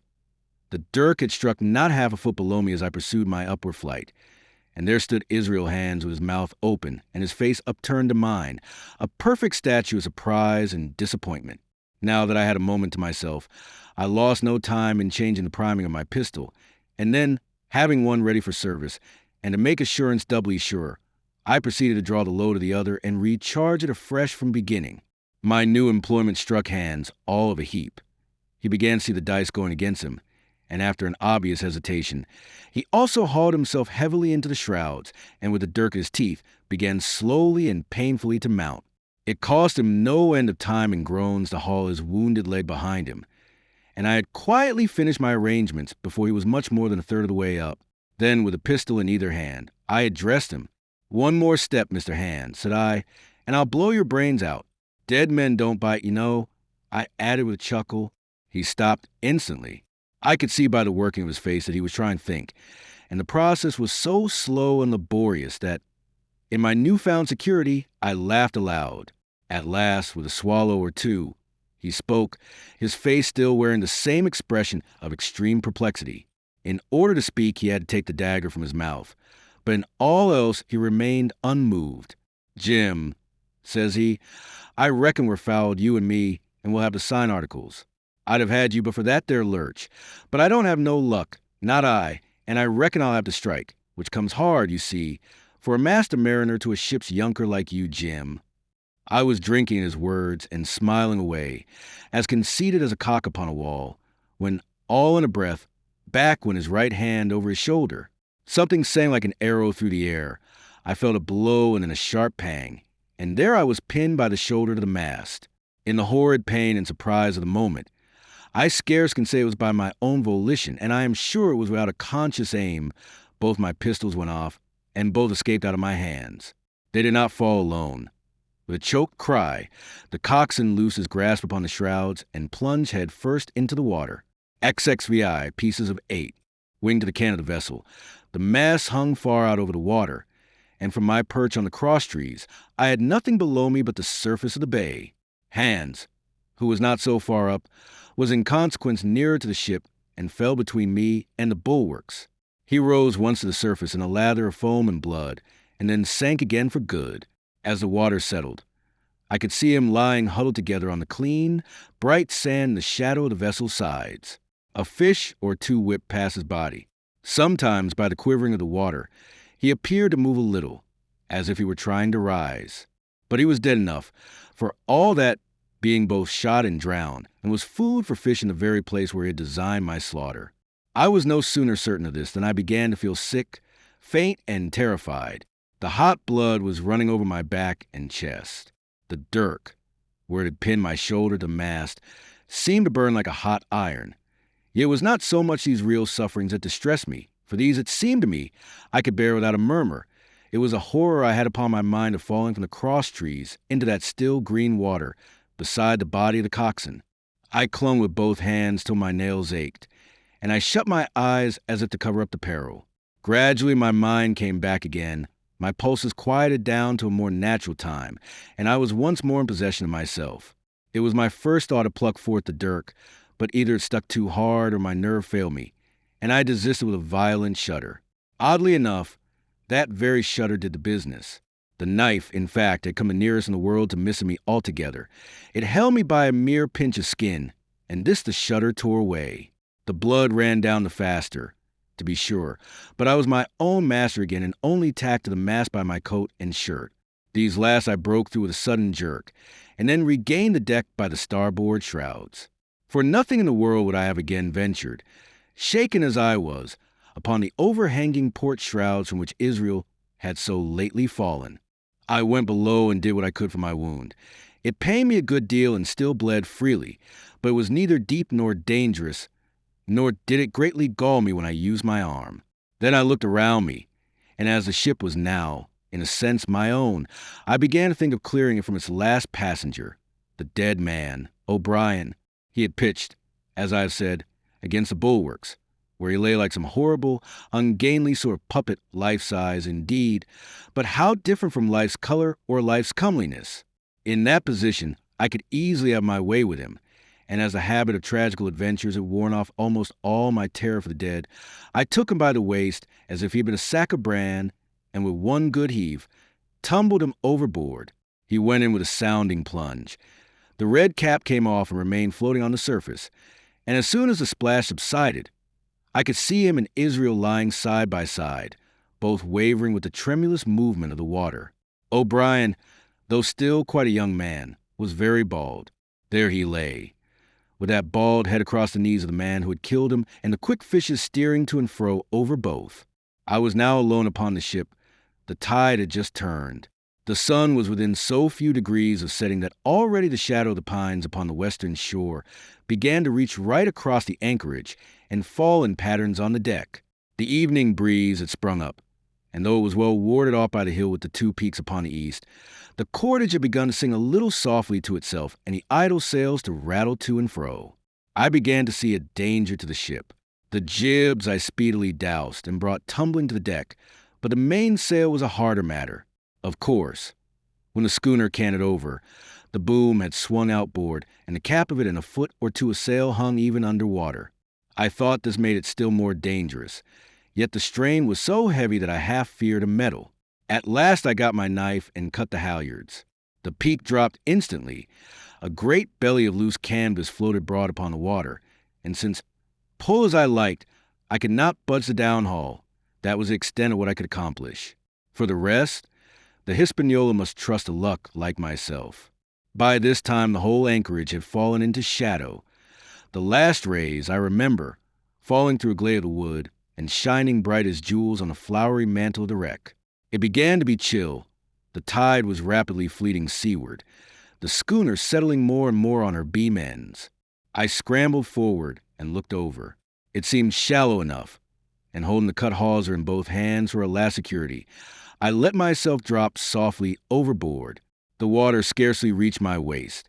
The sand was firm and covered with ripple marks, and I waded ashore in great spirits, leaving the Hispaniola on her side, with her mainsail trailing wide upon the surface of the bay. About the same time, the sun went fairly down and the breeze whistled low in the dusk among the tossing pines. At least, and at last, I was off to sea, nor had I returned thence empty-handed. There lay the schooner, clear at last from buccaneers, and ready for our own men to board and get to sea again. I had nothing nearer my fancy than to get home to the stockade and boast of my achievements. Possibly I might be blamed a bit for my truantry, but the recapture of the Hispaniola was a clenching answer, and I hoped that even Captain Smollett would confess I had not lost my time. So, thinking in infamous spirits, I began to set my face homeward for the blockhouse and my companions. I remembered that the most easterly of the rivers which drain into Captain Kidd's anchorage ran from the Two-Peak Hill upon my left, and I bet my course in that direction that I might pass the stream while it was small. The wood was pretty open, and keeping along the lower spurs, I had soon turned the corner of that hill, and not long after waded to the mid-calf across a watercourse. This brought me near to where I had encountered Ben Gunn, the maroon, and I walked more circumspectly, keeping an eye on every side. The dusk had come nigh hand completely, and as I opened out the cleft between the two peaks, I became aware of a wavering glow against the sky, whereas I judged the man of the island was cooking his supper before a roaring fire. And yet I wondered in my heart that he should show himself so careless. For if I could see this radiance, might it not reach the eyes of Silver himself where he camped upon the shore among the marshes? Gradually the night fell blacker. It was all I could do to guide myself, even roughly, towards my destination. The double hill behind me and the spyglass on my right hand loomed faint and fainter. The stars were few and pale, and in the low ground where I wandered I kept tripping among bushes and rolling into sandy pits. Suddenly a kind of brightness fell about me. I looked up. A pale glimmer of moonbeams had alighted on the summit of the spyglass, and soon after I saw something broad and silvery moving low down behind the trees, and knew the moon had risen. With this to help me, I passed rapidly over what remained to me of my journey, and sometimes walking, sometimes running, impatiently drew near to the stockade. Yet, as I began to thread the grove that lies before it, I was not so thoughtless, but that I slacked my pace and went a trifle warily. It would have been a poor end of my adventures to get shot down by my own party in mistake. The moon was climbing higher and higher. Its light began to fall here and there in masses to the more open district of the wood. And right in front of me a glow of a different color appeared among the trees. It was red and hot, and now and again it was a little darkened, as it were the embers of a bonfire smoldering. For the life of me, I could not think what it might be. At last, I came right down upon the borders of the clearing. The western end was already steeped in moonshine. The rest and the blockhouse itself still lay in a black shadow checkered with long, silvery streaks of light. On the other side of the house, an immense fire had burned itself into clear embers and shed a steady, red reverberation, contrasted strongly with the mellow paleness of the moon. There was not a soul stirring nor a sound beside the noises of the breeze. I stopped, with much wonder in my heart, and perhaps a little terror also. It had not been our way to build great fires. We were indeed, by the captain's orders, somewhat niggardly of firewood, and I began to fear that something had gone wrong while I was absent. I stole round by the eastern end, keeping close in shadow, and at a convenient place, where the darkness was thickest, crossed the palisade. To make assurance surer, I got upon my hands and knees and crawled, without a sound, towards a corner of the house. As I drew nearer, my heart was suddenly and greatly lightened. It is not a pleasant noise in itself, and I have often complained of it at other times, but just then it was like music to hear my friends snoring together so loud and peaceful in their sleep. The sea cry of the watch, that beautiful all's well, never fell more reassuringly on my ear. In the meantime, there was no doubt of one thing. They kept an infamous bad watch. If it had been Silver and his lads that were now creeping in on them, not a soul would have seen daybreak. That was what was, thought I, to have the captain wounded. And again I blamed myself sharply for leaving them in that danger with so few to mount guard. By this time I had got to the door and stood up. All was dark within, so that I could distinguish nothing by the eye. As for sounds, there was the steady drone of the snorers and a small occasional noise, a flickering or pecking that I could in no way account for. With my arms before me, I walked steadily in. I should lie down in my own place, I thought with a silent chuckle, and enjoy their faces when they found me in the morning. My foot struck something yielding. It was a sleeper's leg, and he turned and groaned, but without awaking. And then, all of a sudden, a shrill voice broke forth out of the darkness. Pieces of 8, pieces of 8, pieces of 8, pieces of 8, pieces of 8, and so forth, without pause or change, like the clacking of a tiny mill. Silver's green parrot, Captain Flint. It was she whom I had heard pecking at a piece of bark. It was she, keeping better watch than any human being, who thus announced my arrival with her wearisome refrain. I had no time left me to recover. At the sharp, clipping tone of the parrot, the sleepers awoke and sprang up, and with a mighty oath, the voice of Silver cried, "Who goes?" I turned to run, struck violently against one person, recoiled, and ran full into the arms of the second, who for his part closed upon and held me tight. "Bring a torch, Dick," said Silver when my capture was thus assured. And one of the men left the log house and presently returned with a lighted brand. Part 6, Captain Silver. A teeny eye in the enemy's camp. He red glare of the torch, lighting up the interior of the blockhouse, showed me the worst of my apprehensions realized. The pirates were in possession of the house and stores. There was a cask of cognac. There were the pork and bread, as before, and what tenfold increased my horror, not a sign of any prisoner. I could only judge that all had perished, and my heart smote me sorely that I had not been there to perish with them. There were 6 of the buccaneers, all told. Not another man was left alive. 5 of them were on their feet, flushed and swollen, suddenly called out of the first sleep of drunkenness. The 6th had only risen upon his elbow. He was deadly pale, and the blood-stained bandage round his head told that he had recently been wounded and still more recently dressed. I remembered the man who had been shot and had run back among the woods in the great attack, and doubted not that this was he. The parrot sat, preening her plumage, on Long John's shoulder. He himself, I thought, looked somewhat paler and more stern than I was used to. He still wore the fine broadcloth suit in which he fulfilled his mission, but was bitterly the worse for wear, daubed with clay and torn with the sharp briars of the wood. "So," said he, "here's Jim Hawkins, shiver my timbers." Dropped in like, "Eh? Well, come, I take that friendly." And thereupon he sat down across the brandy cask and began to fill a pipe. "Give me a loan of the link, Dick," said he. And then, when he had a good light, "That'll do, lad," he added. "Stick the glim in the wood heap, and you, gentlemen, bring yourselves to. You needn't stand up for Mr. Hawkins. He'll excuse you. You may lay to that. And so, Jim," stopping the tobacco, "here you were, and quite a pleasant surprise for poor old John. I see you were smart when first I set my eyes on you, but this here gets away from me clean, it do."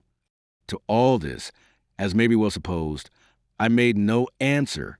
They had set me with my back against the wall, and I stood there, looking Silver in the face, pluckily enough, I hope, to all outward appearance, but with black despair in my heart.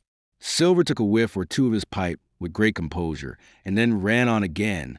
"Now, you see, Jim, so be as you are here," says he. "I'll give you a piece of my mind. I've always liked you, I have, for a lad of spirit, and the picked of my own self when I was young and handsome. I always wanted you to jine and take your share, and die a gentleman, and now, my cock, you've got to. Captain Smollett's a fine seaman, as I'll own up to any day, but stiff on discipline. Duty is duty," says he, "and right he is. Just you keep clear of the captain. The doctor himself has gone dead again, you ungrateful scamp," was what he said, "and the short and the long of the whole story is about here. You can't go back to your own lot, for they won't have you, and without you start a 3rd ship's company all by yourself, which might be lonely, you'll have to jine with Captain Silver." So far so good. My friends, then, were still alive, and though I partly believed the truth of Silver's statement, that the cabin party were incensed at me for my desertion, I was more relieved and distressed by what I heard.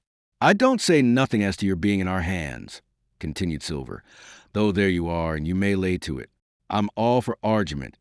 I never seen good come out o' threatening. If you like the service, well, you'll jine, and if you don't, Jim, why, you're free to answer no, free and welcome shipmate. And if fairer could be said by mortal seaman, shiver my sides. Am I to answer, then?" I asked with a very tremulous voice. Through all this sneering talk, I was made to feel the threat of death that overhung me, and my cheeks burned and my heart beat painfully in my breast. "Lad," said Silver, "no one's pressing of you. Take your bearings. None of us won't hurry you, mate. Time goes so pleasant in your company, you see." "Well," says I, growing a bit bolder, "if I'm to choose, I declare I have a right to know what's what, and why you're here, and where my friends are." "What's what?" repeated one of the buccaneers in a deep growl. "Ah, he'd be a lucky one as knowed that. You'll perhaps batten down your hatches till you're spoke to, my friend," cried Silver truculently to the speaker. And then, in his first gracious tones, he replied to me. "Yesterday morning, Mr. Hawkins," said he, "in the dog watch, down came Dr. Livesey with a flag of truce. Says he, 'Captain Silver, you're sold out. Ship's gone.'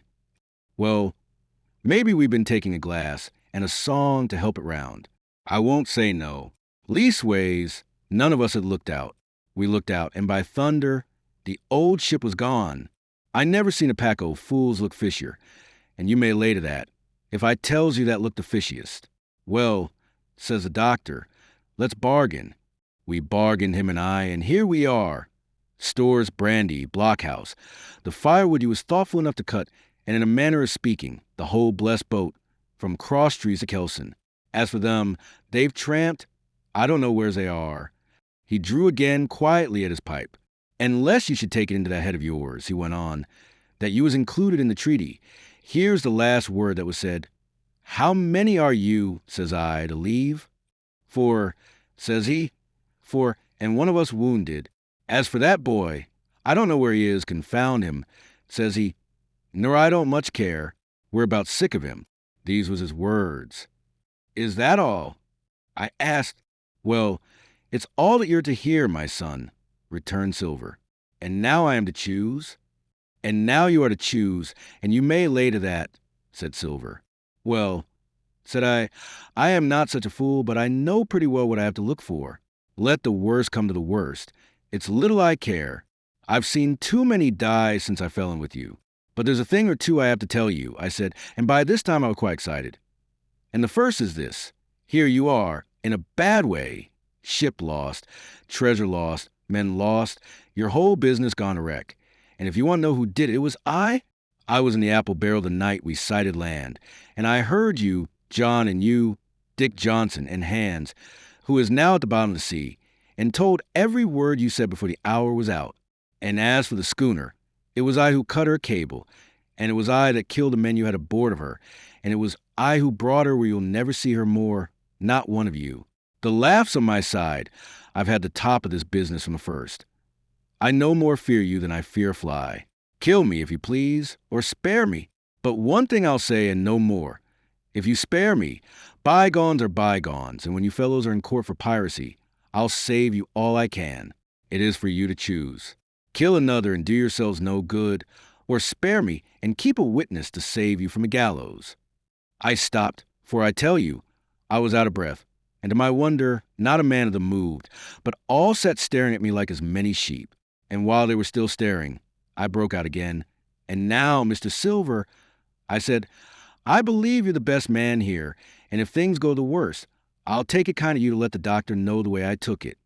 I'll bear it in mind, said Silver with an accent so curious that I could not, for the life of me, decide whether he were laughing at my request or had been favorably affected by my courage. I'll put one to that, cried the old mahogany-faced seaman, Morgan by name, whom I had seen in Long John's public house upon the quays of Bristol. It was him that no black dog. Well, and see here, added the sea cook, I'll put another again to that by thunder, for it was the same boy that faked the chart from Billy Bones. First and last, we split upon Jim Hawkins. Then here goes, said Morgan with an oath, and he sprang up, drawing his knife as if he had been 20. Avast there, cried Silver. Who are you, Tom Morgan? Maybe you thought you was captain here. Perhaps, by the powers, but I'll teach you better. Cross me, and you'll go where many a good man's gone before you. First and last, these 30 year back, some to the yardarm, shiver my timbers, and some by the board, and all to feed the fishes. There's never a man looked me between the eyes and seen a good day, terwards, Tom Morgan. You may lay to that. Morgan paused, but a hoarse murmur rose from the others. Tom's right, said one. I stood hazing long enough from one, added another. I'll be hanged if I'll be hazed by you, John Silver. Did any of you gentlemen want to have it out with me? Roared Silver, bending far forward from his position on the keg, with his pipe still glowing in his right hand. Put a name on what you're at. You ain't dumb, I reckon. Him, that once shall get it. Have I lived this many years, and a son of a rum-punching cock has had athwart my halls at the latter end of it? You know the way. You're all gentlemen o' fortune by your account. Well, I'm ready. Take a cutlass, him that dares, and I'll see the color of his inside, crutch and all, before that pipe's empty. Not a man stirred, not a man answered. That's your sort, is it? He added, returning his pipe to his mouth. Well, you're a gay lot to look at. Anyway, not much worth to fight. You ain't. Praps, you can understand King George's English. I'm captain here by election. I'm captain here because I'm the best man by a long sea mile. You won't fight, as gentlemen of fortune should. Then by thunder you'll obey and you may lay to it. I like that boy now. I never seen a better boy than that. He's more a man than any pair of rats of you in this here house. And what I say is this. Let me see him that'll lay a hand on him. That's what I say, and you may lay to it. There was a long pause after this. I stood straight up against the wall. My heart still go like a sledgehammer, but with a ray of hope now shining in my bosom. Silver leant back against the wall, his arms crossed, his pipe in the corner of his mouth, as calm as though he'd been in church. Yet I kept wandering furtively, and he kept the tail of it on his unruly followers. They, on their part, drew gradually together toward the far end of the blockhouse, and the low hiss of their whispering sounded in my ear continuously, like a stream. One after another, they would look up, and the red light of the torch would fall for a second on their nervous faces. But it was not towards me. It was towards Silver that they turned their eyes. "You seem to have a lot to say," remarked Silver, spitting far into the air. "Pipe up and let me hear it, or lay to." "Ax your pardon, sir," returned one of the men. "You're pretty free with some of the rules. Maybe you'll kindly keep an eye upon the rest. This crew's dissatisfied. This crew don't value bullying a marlinspike. This crew has its rights like other crews. I'll make so free as that. And by your own rules, I take it we can talk together. I ax your pardon, sir, acknowledging you for to be captain at this present. But I claim my right, and steps outside for a council." And with an elaborate sea salute, this fellow, a long, ill-looking, yellow-eyed man of 35, stepped coolly toward the door and disappeared out of the house.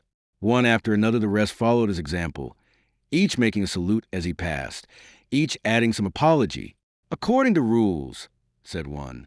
"Forecastle council," said Morgan. And so with one remark or another all marched out and left Silver and me alone with the torch. The sea cook instantly removed his pipe. "Now, look you here, Jim Hawkins," he said in a steady whisper that was no more than audible. "You're within half a plank of death, and what's a long sight worse of torture? They're going to throw me off. But you mark, I stand by you through thick and thin. I didn't mean to. No, not till you spoke up. I was about desperate to lose that much blunt and be hanged into the bargain. But I see you was the right sort. I says to myself, you stand by Hawkins, John, and Hawkins will stand by you. You're his last card, and by the living thunder, John, he's yours. Back to back. Says I, you save your witness, and he'll save your neck." I began dimly to understand. "You mean all's lost?" I asked. "Aye, by gum, I do," he answered. "Ship gone, neck gone, that's the size of it. Once I looked into that bay, Jim Hawkins, and seen no schooner. Well, I'm tough, but I gave out. As for that lot in their council, mark me, they're outright fools and cowards. I'll save your life, if so be as I can, from them. But see here, Jim, tit for tat, you saved Long John from swinging." I was bewildered. It seemed a thing so hopeless he was asking. He, the old buccaneer, the ringleader throughout. "What I can do, that I'll do," I said. "It's a bargain," cried Long John. "You speak up plucky, and by thunder, I've a chance." He hobbled to the torch, where it stood propped among the firewood, and took a fresh light to his pipe. "Understand me, Jim," he said, returning. "I've a head on my shoulders. I'm on Squire's side now. I know you got that ship safe somewheres.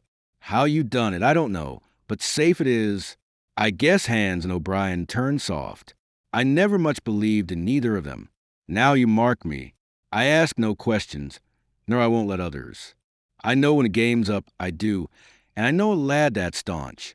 You that's young, you and me might have done a power of good together." He drew some cognac from the cask into a tin cannikin. "Will you taste, messmate?" he asked, and when I had refused, "Well, I'll take a dram myself, Jim," said he. "I need a caulker, for there's trouble on hand. And talking o' trouble, why did that doctor give me the chart, Jim?" My face expressed a wonder so unaffected that he saw the needlessness of further questions. "Ah, well, he did, though," said he. "And there's something under that, no doubt, something surely under that, Jim, bad or good." And he took another swallow of the brandy, shaking his great fair head like a man who looks forward to the worst. "Zix the black spot again. He counsel of buccaneers had lasted some time, when one of them re-entered the house, and with a repetition of the same salute, which had in my eyes an ironical air, begged for a moment's loan of the torch. Silver briefly agreed, and this emissary retired again, leaving us together in the dark. "There's a breeze coming, Jim," said Silver, who had by this time adopted quite a friendly and familiar tone. I turned to the loophole nearest me and looked out. The embers of the great fire had so far burned themselves out and now glowed so low and duskily that I understood why these conspirators desired a torch. About halfway down the slope to the stockade, they were collected in a group. One held a light, another was on his knees in their midst, and I saw the blade of an open knife shine in his hand with varying colors in the moon and torchlight. The rest were all somewhat stooping, as though watching the maneuvers of this last. I could just make out that he had a book as well as a knife in his hand, and was still wondering how anything so incongruous had come in their possession when the kneeling figure rose once more to his feet, and the whole party began to move together towards the house.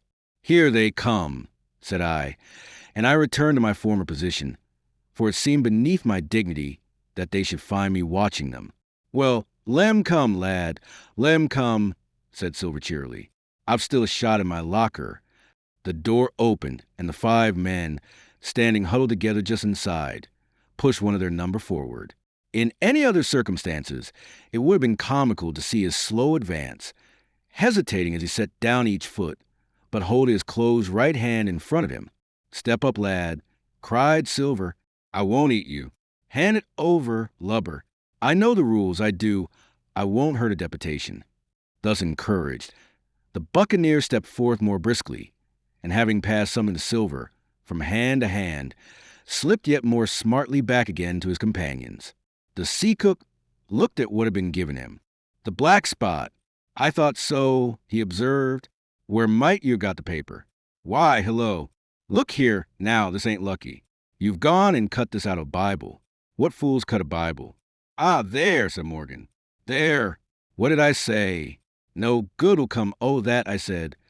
"Well, you about fixed it now among you," continued Silver. "You'll all swing now, I reckon. What soft-headed lubber had a Bible?" "It was Dick," said one. "Dick, was it?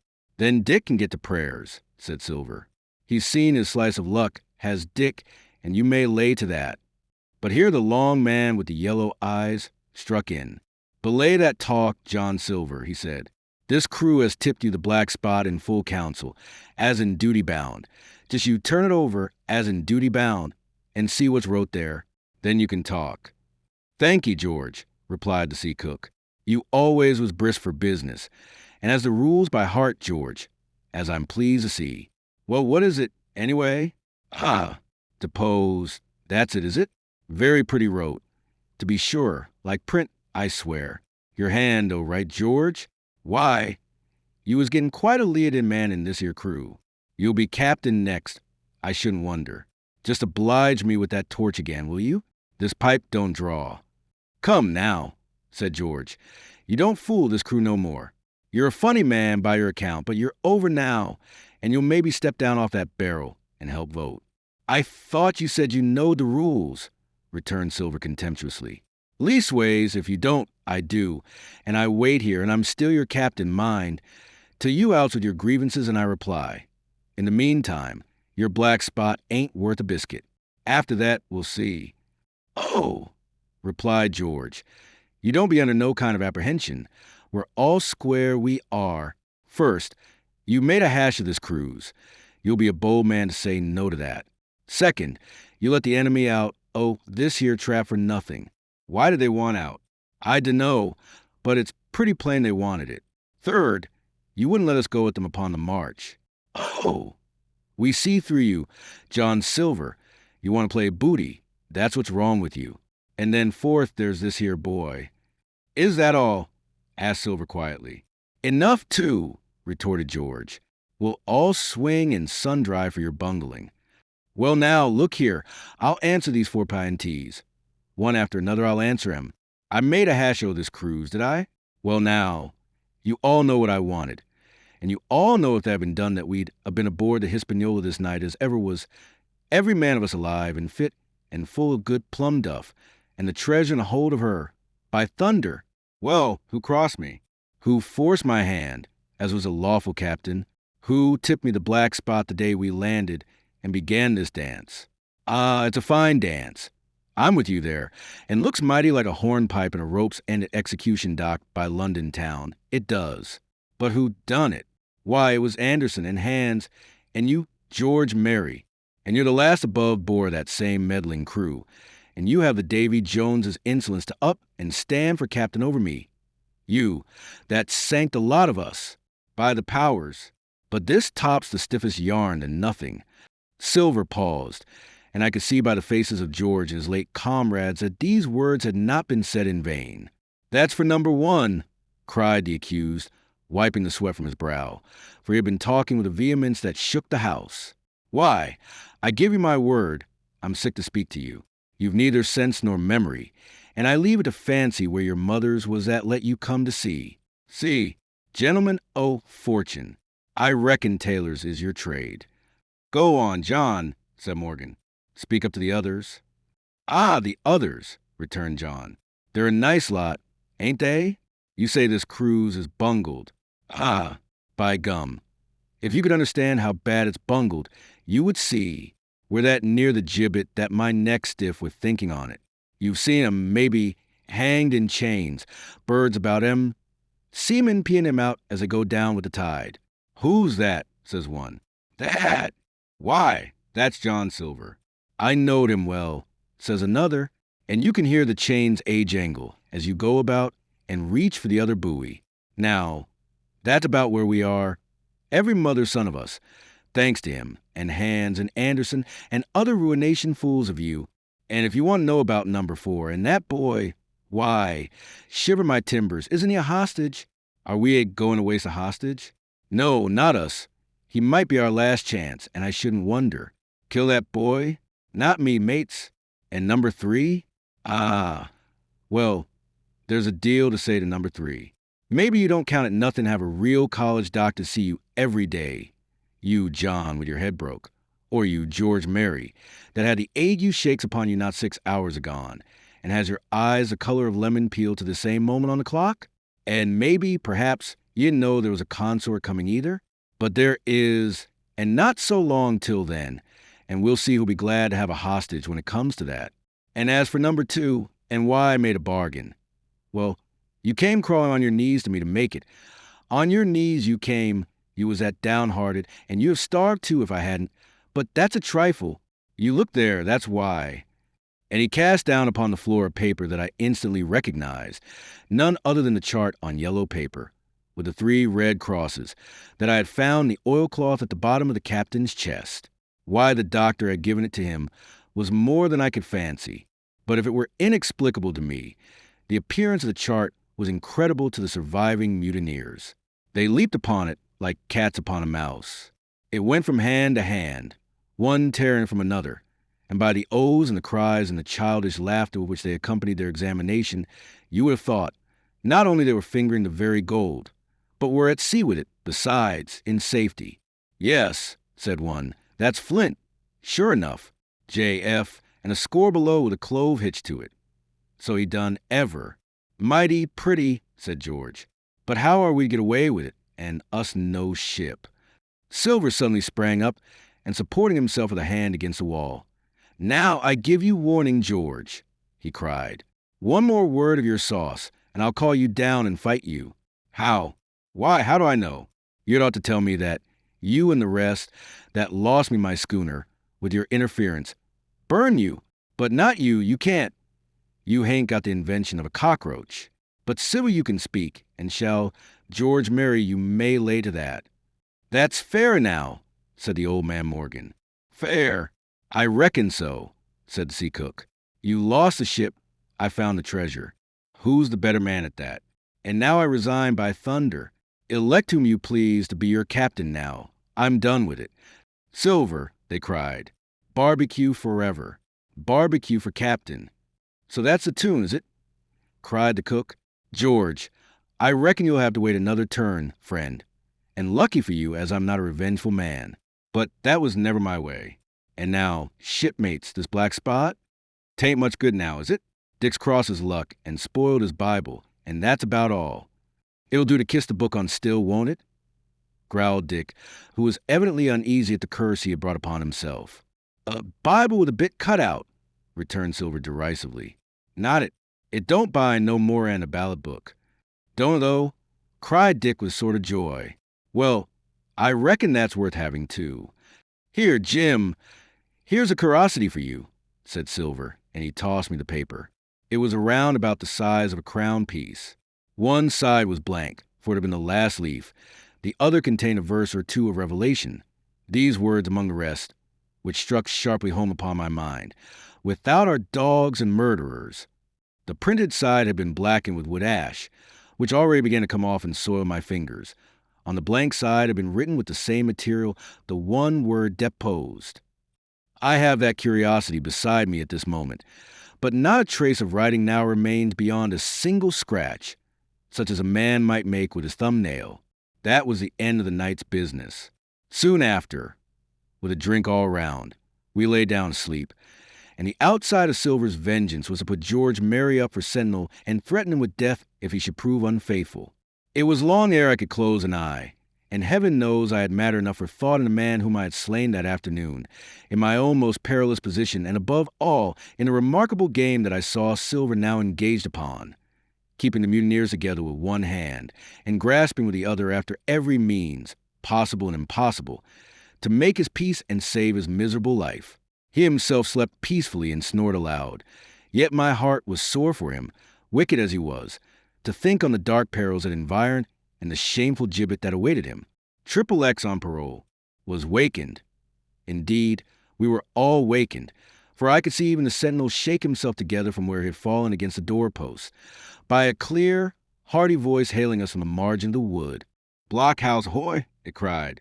"Here's the doctor." And the doctor it was.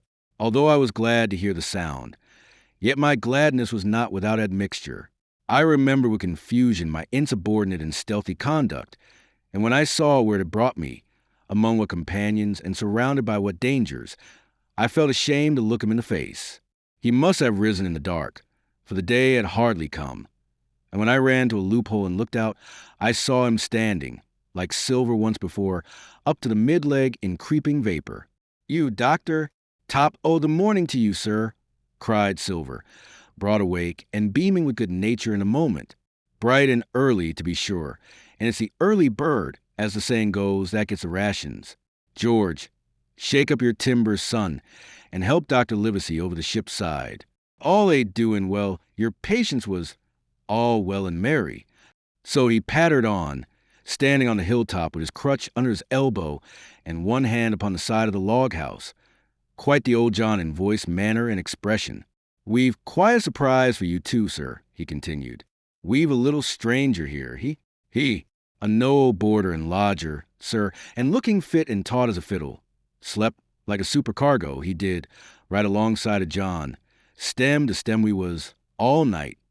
Dr. Livesey was by this time across the stockade, and pretty near the cook, and I could hear the alteration in his voice as he said, 'Not Jim?' 'The very same Jim as ever was,' says Silver. The doctor stopped outright, although he did not speak, and it was some seconds before he seemed able to move on. 'Well, he said at last, duty first and pleasure afterwards, as you might have said yourself, Silver. Let us overhaul these patients of yours.' A moment afterwards he had entered the blockhouse, and with one grim nod to me proceeded with his work among the sick. He seemed under no apprehension, though he must have known that his life, among these treacherous demons, depended on a hair, and he rattled on to his patients as if he were paying an ordinary professional visit in a quiet English family. His manner, I suppose, reacted on the men, for they behaved to him as if nothing had occurred, as if he were still ship's doctor and they still faithful hands before the mast. 'You're doing well, my friend,' he said to the fellow with the bandaged head, 'and if ever any person had a close shave, it was you. Your head must be as hard as iron. Well, George, how goes it? You're a pretty color. Certainly. Why, your liver, man, is upside down. Did you take that medicine? Did he take that medicine, men?' 'Aye, sir, he took it, sure enough,' returned Morgan. 'Because you see, since I am mutineer's doctor, or prison doctor as I prefer to call it, says Dr. Livesey in his pleasantest way. I make it a point of honor not to lose a man for King George, God bless him, and the gallows.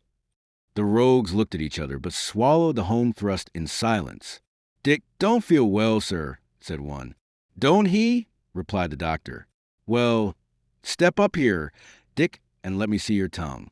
No, I should be surprised if he did. The man's tongue is fit to frighten the French. Another fever. Ah, there, said Morgan, that comment of espialing Bibles. That comes, as you call it, of being arrant asses, retorted the doctor, and not having sense enough to know honest air from poison, and the dry land from a vile, pestiferous slough.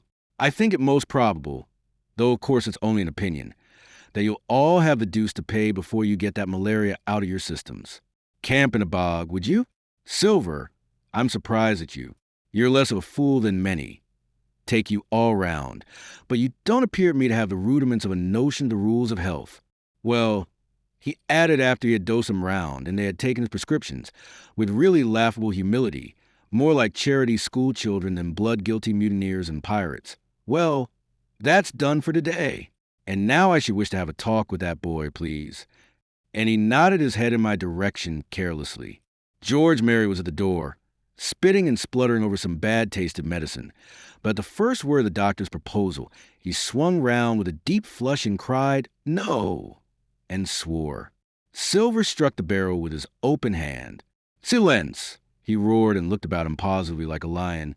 "Doctor," he went on in his usual tones, "I was thinking of that, knowing as how you had a fancy for the boy. We're all humbly grateful for your kindness, and as you see, puts faith in you and takes the drugs down like that much grog. And I take it I found a way as'll suit all. Hawkins, will you give me your word of honor as a young gentleman? For a young gentleman you are, although poor born, your word of honor not to slip your cable." I readily gave the pledge required. "Then, doctor," said Silver, "you just step outside that stockade, and once you're there I'll bring the boy down on the inside, and I reckon you can yarn through the spars. Good day to you, sir, and all our due ties to the squire and Captain Smollett." The explosion of disapproval, which nothing but Silver's black looks had restrained, broke out immediately the doctor had left the house. Silver was roundly accused of playing double, of trying to make a separate piece for himself, of sacrificing the interests of his accomplices and victims, and, in one word, of the identical, exact thing that he was doing. It seemed to me so obvious, in this case, that I could not imagine how he was to turn their anger. But he was twice the man the rest were, and his last night's victory had given him a huge preponderance on their minds. He called them all the fools and dolts you can imagine, said it was necessary I should talk to the doctor, fluttered the chart in their faces, asked them if they could afford to break the treaty the very day they were bound treasure hunting. "No, by thunder," he cried. "It's us must break the treaty when the time comes. Until then I'll gammon that doctor, if I have to oil his boots with brandy." And then he bade them get the fire lit, and stalked out upon his crutch, with his hand on my shoulder, leaving them in a disarray, and silenced by his volubility rather than convinced. "Slow, lad, slow," he said. "They might round upon us in a twinkle of an eye if we was seen to hurry." Very deliberately. Then did we advance across the sand to where the doctor awaited us on the other side of the stockade, and as soon as we were within easy speaking distance, Silver stopped.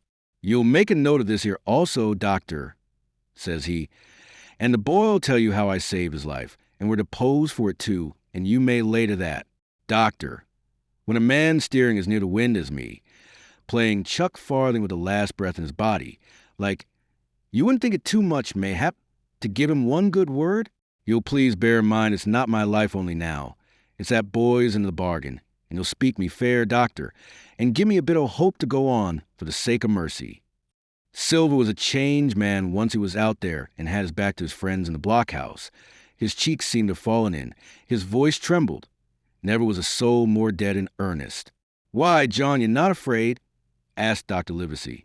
"Doctor, I'm no coward. No, not so much." And he snapped his fingers. "If I was, I wouldn't say it. But I'll own up fairly. I've the shakes upon me for the gallows. You're a good man and a true. I never seen a better man. And you'll not forget what I done good. Not any more than you'll forget the bad, I know. And I step aside. See here, and leave you and Jim alone. And you'll put that down for me, too, for the long stretch. Is that—" So saying, he stepped back a little way, till he was out earshot, and there sat down upon a tree stump and began to whistle, spinning round now and again upon his seat, so as to command a sight, sometimes of me and the doctor, and sometimes of his unruly ruffians, as they went to and fro in the sand between the fire, which they were busy rekindling, and the house, from which they brought forth pork and bread to make the breakfast. "So, Jim," said the doctor sadly, "here you are. As you have brewed, so shall you drink, my boy. Heaven knows, I cannot find in my heart to blame you, but this much I will say, be it kind or unkind. When Captain Smollett was well, you dared not have gone off, and when he was ill and couldn't help it, by George, it was downright cowardly. I will own that I here began to weep. Doctor, I said, you might spare me. I have blamed myself enough. My life's forfeit anyway, and I should have been dead by now if Silver hadn't stood for me. And doctor, believe this, I can die, and I dare say I deserve it, but what I fear is torture, if they come to torture me." "Jim," the doctor interrupted, and his voice was quite changed. "Jim, I can't have this. Whip over, and we'll run for it." "Doctor," said I pass my word." I know, he cried. "We can't help that, Jim, now. I'll take it on my shoulders, holus bolus. Blame and shame, my boy. But stay here. I cannot let you—" "Jump. One jump, and you're out, and we'll run for it like antelopes." "No," I replied. "You know, right? Well, you wouldn't do the thing yourself. Neither you nor squire nor captain. And no more will I. Silver trusted me. I pass my word, and back I go. But, doctor, you did not let me finish. If they come to torture me, I might let slip a word where the ship is. For I got the ship, part by luck and part by risking, and she lies in North Inlet, on the southern beach, and just below high water. At half tide she must be high and dry." "The ship!" exclaimed the doctor. Rapidly I described to him my adventures, and he heard me out in silence. "There is a kind of fate in this," he observed when I had done. "Every step. It's you that saves our lives. And do you suppose by any chance that we're going to let you lose yours? That would be a poor return, my boy.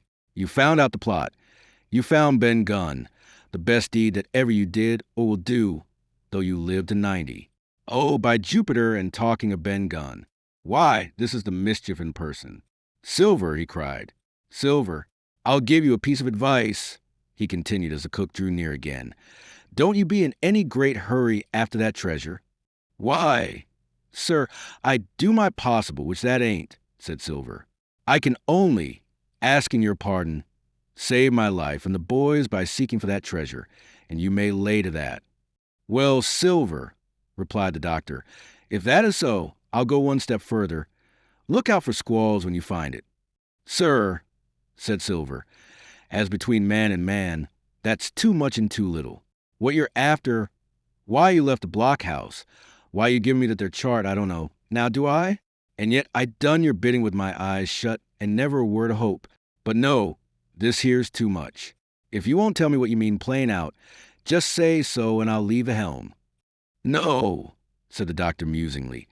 "I've no right to say more. It's not my secret, you see, Silver, or I give you my word I'd tell it you. But I'll go as far with you as I dare go, and a step beyond, for I'll have my wig sorted by the captain, or I'm mistaken. And first, I'll give you a bit of hope. Silver, if we both get alive out of this wolf trap, I'll do my best to save you, short of perjury." Silver's face was radiant. "You couldn't say more, I'm sure, sir. Not if you was my mother," he cried. "Well, that's my first concession," added the doctor. "My second is a piece of advice. Keep the boy close beside you, and when you need help, halloo. I'm off to seek it for you, and that itself will show you if I speak at random. Goodbye, Jim." And Dr. Livesey shook hand with me through the stockade, nodded to Silver, and set off at a brisk pace into the wood. XXXI the treasure hunt. Flint's pointer. Said Silver when we were alone. "If I save your life, you save mine, and I'll not forget it. I seen the doctor waving you to run for it. With the tail of my eye, I did, and I seen you say no, as plain as hearing. Jim, that's one to you. This is the first glint of hope I had since the attack failed, and I owe it you. And now, Jim, we're to go in for this here treasure hunting. with sealed orders too, and I don't like it. And you and me must stick close, back to back like, and we'll save our necks in spite of fate and fortune. Just then a man hailed us from the fire that breakfast was ready, and we were soon seated here and there about the sand over biscuit and fried junk. They had lit a fire fit to roast an ox, and it was now grown so hot that they could only approach it from the windward, and even there not without precaution. In the same wasteful spirit, they had cooked, I suppose, 3 times more than we could eat, and one of them, with an empty laugh, threw what was left into the fire, which blazed and roared again over this unusual fuel. I never in my life saw men so careless of the morrow. Hand-to-mouth is the only word that could describe their way of doing, and what with wasted food and sleeping sentries. Though they were bold enough for a brush and be done with it, I could see their entire unfitness for anything like a prolonged campaign. Even Silver, eating away, with Captain Flint upon his shoulder, had not a word of blame for their recklessness. And this the more surprised me, for I thought he had never shown himself so cunning as he did then. "Aye, mates," said he, "it's lucky you have barbecue to think for you with this here head. I got what I wanted. I did. Sure enough, they have the ship. Where they have it, I don't know yet, but once we hit the treasure, we'll have to jump about and find out. And then, mates, us that has the boats, I reckon has the upper hand." Thus he kept running on, with his mouth full of hot bacon. Thus he restored their hope and confidence, and, I more than suspect, repaired his own at the same time. "As for hostage," he continued, "that's his last talk, I guess, with them he loves so dear. I've got my piece on news, and thank you to him for that. But it's over and done. I'll take him in line when we go treasure hunting, for we'll keep him like so much gold, in case of accidents you mark, and in the meantime, once we got the ship and treasure both and off to sea like jolly companions, why then we'll talk Mr. Hawkins over. We will, and we'll give him his share, to be sure, for all his kindness." It was no wonder the men were in a good humor now. For my part, I was horribly cast down. Should the scheme he had now sketched prove feasible, Silver, already doubly a traitor, would not hesitate to adopt it. He had still a foot in either camp, and there was no doubt he would prefer wealth and freedom with the pirates to a bare escape from hanging, which was the best he had to hope on our side. Nay, and even if things so fell out that he was forced to keep his faith with Dr. Livesey, even then what danger lay before us? What a moment that would be when the suspicions of his followers turned to certainty, and he and I should have to fight for dear life. He a cripple and I a boy, against 5 strong and active seamen. Add to this double apprehension the mystery that still hung over the behavior of my friends, their unexplained desertion of the stockade, their inexplicable cession of the chart, or harder still to understand, the doctor's last warning to Silver, "Look out for squalls when you find it." And you will readily believe how little taste I found in my breakfast, and with how uneasy a heart I set forth behind my captors on the quest for treasure. We made a curious figure. Had anyone been there to see us? All in soiled sailor clothes, and all but me armed to the teeth. Silver had 2 guns slung about him, one before and one behind, besides a great cutlass at his waist and a pistol in each pocket of his square-tailed coat. To complete his strange appearance, Captain Flint sat perched upon his shoulder and gabbling odds and ends of purposeless sea talk. I had a line about my waist and followed obediently after the sea cook, who held the loose end of the rope, now in his free hand, now between his powerful teeth. For all the world, I was led like a dancing bear. The other men were variously burthened, some carrying picks and shovels, for that had been the very first necessary they brought ashore from the Hispaniola, others laden with pork, bread, and brandy for the midday meal. All the stores, I observed, came from our stock, and I could see the truth of Silver's words the night before. Had he not struck a bargain with the doctor, he and his mutineers, deserted by the ship, must have been driven to subsist on clear water and the proceeds of their hunting. Water would have been little to their taste. A sailor is not usually a good shot, and besides all that, when they were so short of eatables, it was not likely they would be very flush of powder. Well, thus equipped, we all set out, even the fellow with the broken head, who should certainly have kept in shadow, and straggled, one after another, to the beach, where the 2 gigs awaited us. Even these bore trace of the drunken folly of the pirates, one in a broken thwart, and both in their muddy and unbailed condition. Both were to be carried along with us for the sake of safety. And so, with our numbers divided between them, we set forth upon the bosom of the anchorage. As we pulled over, there was some discussion on the chart. The red cross was, of course, far too large to be a guide, and the terms of the note on the back, as you will hear, admitted of some ambiguity. They ran, "The reader may remember," thus, "tall tree, spyglass shoulder, bearing a point to the end of Nne, Skeleton Island Yesi and by E, 10 feet. A tall tree was thus the principal mark. Now, right before us the anchorage was bounded by a plateau from 200 to 300 feet high, adjoining on the north the sloping southern shoulder of the spyglass, and rising again toward the south into the rough, cliffy eminence called the Mizzenmist Hill. The top of the plateau was dotted thickly with pine trees of varying height. Every here and there, one of a different species rose 40 or 50 feet clear above its neighbors, and which of these was a particular tall tree of Captain Flint could only be decided on the spot, and by the readings of the compass. Yet, although that was the case, every man on board the boats had picked a favor of his own ere we were halfway over, Long John alone shrugging his shoulders and bidding them wait till they were there. We pulled easily, by Silver's directions, not to weary the hands prematurely, and after quite a long passage, landed at the mouth of the second river, that which runs down a woody cleft of the spyglass. Thence, bending to our left, we began to ascend the slope toward the plateau. At the first outset, heavy, miry ground and a matted, marish vegetation greatly delayed our progress. But by little and little the hill began to steepen and become stony underfoot, and the wood to change its character and to grow in more open order. It was, indeed, a most pleasant portion of the island that we were now approaching. A heavy scented broom and many flowering shrubs had almost taken the place of grass. Thickets of green nutmeg trees were dotted here and there with the red columns and the broad shadow of the pines, and the first mingled their spice with the aroma of the others. The air, besides, was fresh and stirring, and this, under the sheer sunbeams, was a wonderful refreshment to our senses. The party spread itself abroad, in a fan shape, shouting and leaping to and fro. About the center, and a good way behind the rest, Silver and I followed, I tethered by my rope, he plowing with deep pants among the sliding gravel.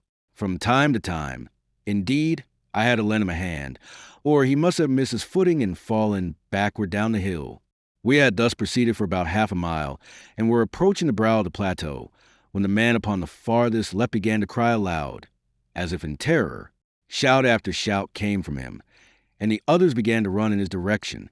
"He can't have found the treasure," said old Morgan, hurrying past us on the right, "for that's clean A-top." Indeed, as we found when we also reached the spot, it was something very different. At the foot of a pretty big pine and involved in a green creeper, which had even partly lifted some of the smaller bones, a human skeleton lay, with a few shreds of clothing, on the ground. I believe a chill struck for a moment to every heart.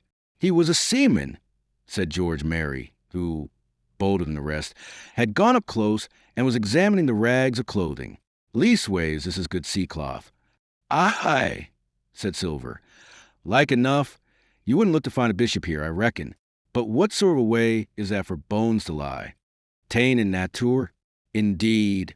On a second glance, it seemed impossible to fancy that the body was in a natural position, but for some disarray, the work, perhaps, of the birds that had fed upon him, or the slow-growing creeper that had gradually enveloped his remains, the man lay perfectly straight, his feet pointing in one direction, his hands raised above his head like a diver's, pointing directly in the opposite.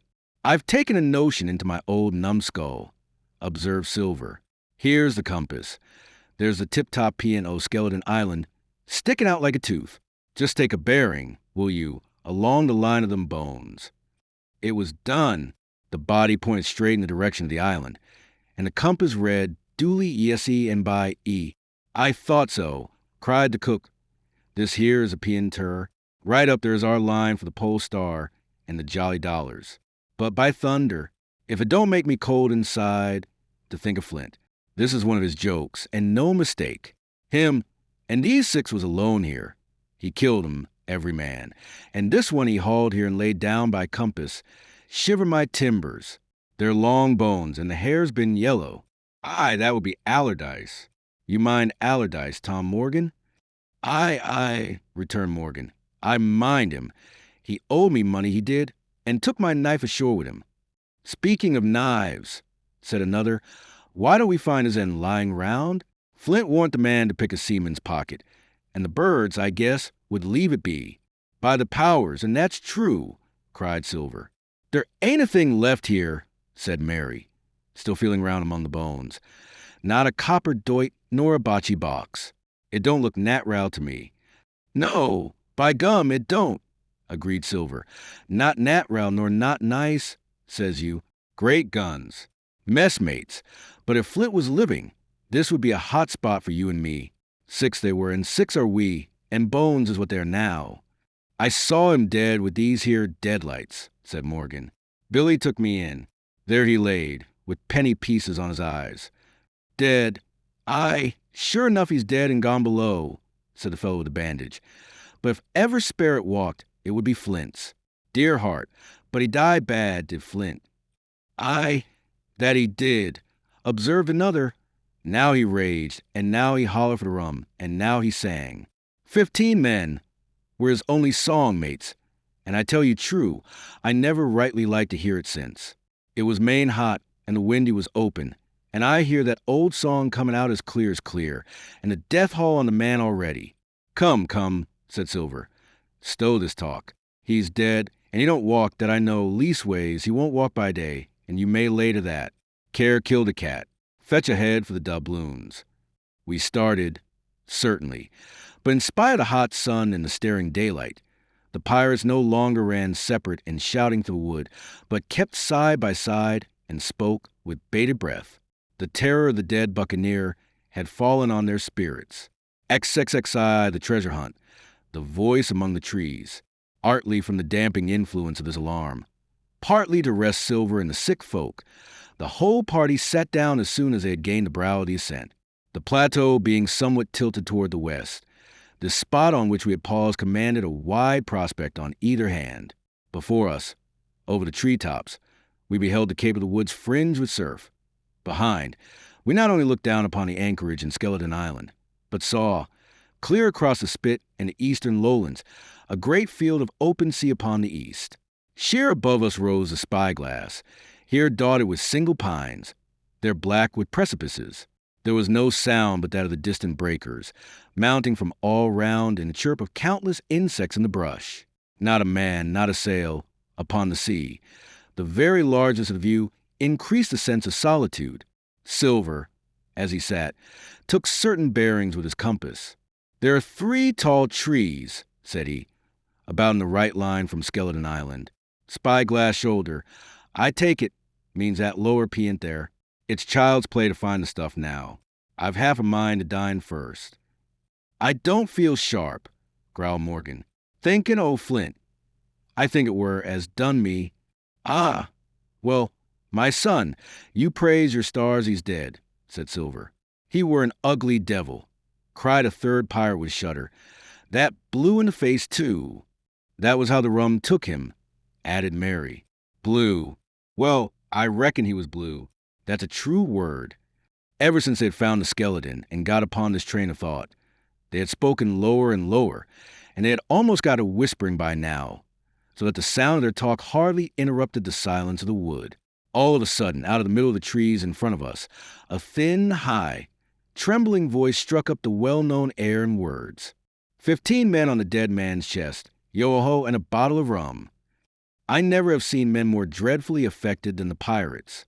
The color went from their 6 faces like enchantment. Some leaped to their feet. Some clawed hold of others. Morgan grovelled on the ground. It's Flint, cried Mary. The song had stopped as suddenly as it began, broken off, you would have said, in the middle of a note, as though someone had laid his hand upon the singer's mouth.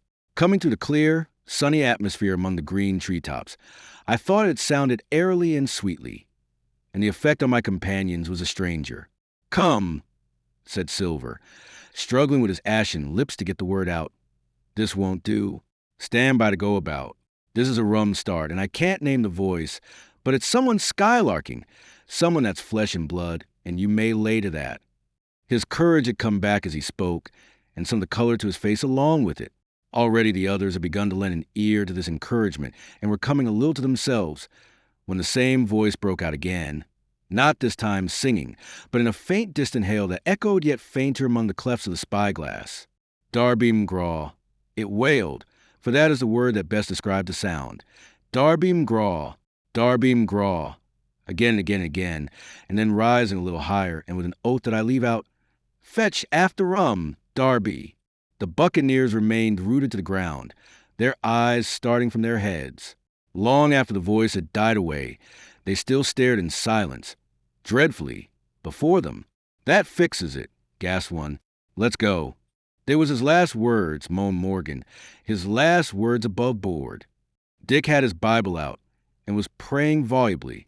He had been well brought up, had Dick, before he came to sea and fell among bad companions. Still Silver was unconquered. I could hear his teeth rattle in his head, but he had not yet surrendered. Nobody in this here island ever heard of Darby, he muttered. Not one but us that's here. And then, making a great effort, shipmates, he cried. I'm here to get that stuff, and I'll not be beat by man or devil. I never was feared of Flint in his life, and by the powers, I'll face him dead.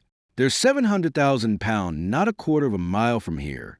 When did ever a gentleman of fortune show his stern to that much dollars for a boozy old seaman with a blue mug, and him dead too? But there was no sign of reawakening courage his followers. Rather, indeed, of growing terror at the irreverence of his words. Belay there, John, said Mary. Don't you cross a sperrit. And the rest were all too terrified to reply. They would have run away severally had they dared, but fear kept them together, and kept them close by John, as if his daring helped them. He, on his part, had pretty well fought his weakness down. Sperrit? Well, maybe, he said, but there's one thing not clear to me. There was an echo. Now, no man ever seen a sperrit with a shadow. Well then, what's he doing with an echo to him? I should like to know. That ain't in that tour, surely.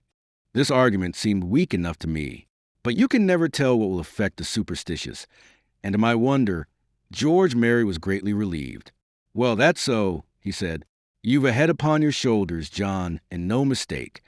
'Bout shipmates, this here crew is on a wrong tack. I do believe, and come to think on it, it was like Flint's voice, I grant you, but not just so clear way like it. After all, it was like her somebody else's voice now. It was like her. By the powers, Ben Gunn, roared Silver. Aye, and so it were, cried Morgan, springing on his knees. Ben Gunn it were. It don't make much odds, do it now? Asked Dick. Ben Gunn's not here in the body any more in Flint. But the older hands greeted this remark with scorn. Why, nobody minds Ben Gunn, cried Mary. Dead or alive, nobody minds him. It was extraordinary how their spirits had returned and how the natural color had revived in their faces. Soon they were chatting together, with intervals of listening, and not long after, hearing no further sound, they shouldered the tools and set forth again, Mary walking first with Silver's compass to keep them on the right line with Skeleton Island. He had said the truth. Dead or alive, nobody minded Ben Gunn. Dick alone still held his Bible and looked around him as he went, with fearful glances. But he found no sympathy, and Silver even joked him on his precautions. I told you, said he, I told you had espialed your Bible. If it ain't no good to swear by, what do you suppose a spare would give for it? Not that. And he snapped his big fingers, halting a moment on his crutch. But Dick was not to be comforted. Indeed, it was soon plain to me that the lad was falling sick, hastened by heat, exhaustion, and the shock of his alarm. The fever, predicted by Dr. Livesey, was evidently growing swiftly higher. It was fine open walking here, upon the summit. Our way lay a little downhill, for, as I have said, the plateau tilted towards the west. The pines, great and small, grew wide apart, and even between the clumps of nutmeg and azalea, wide open spaces baked in the hot sunshine.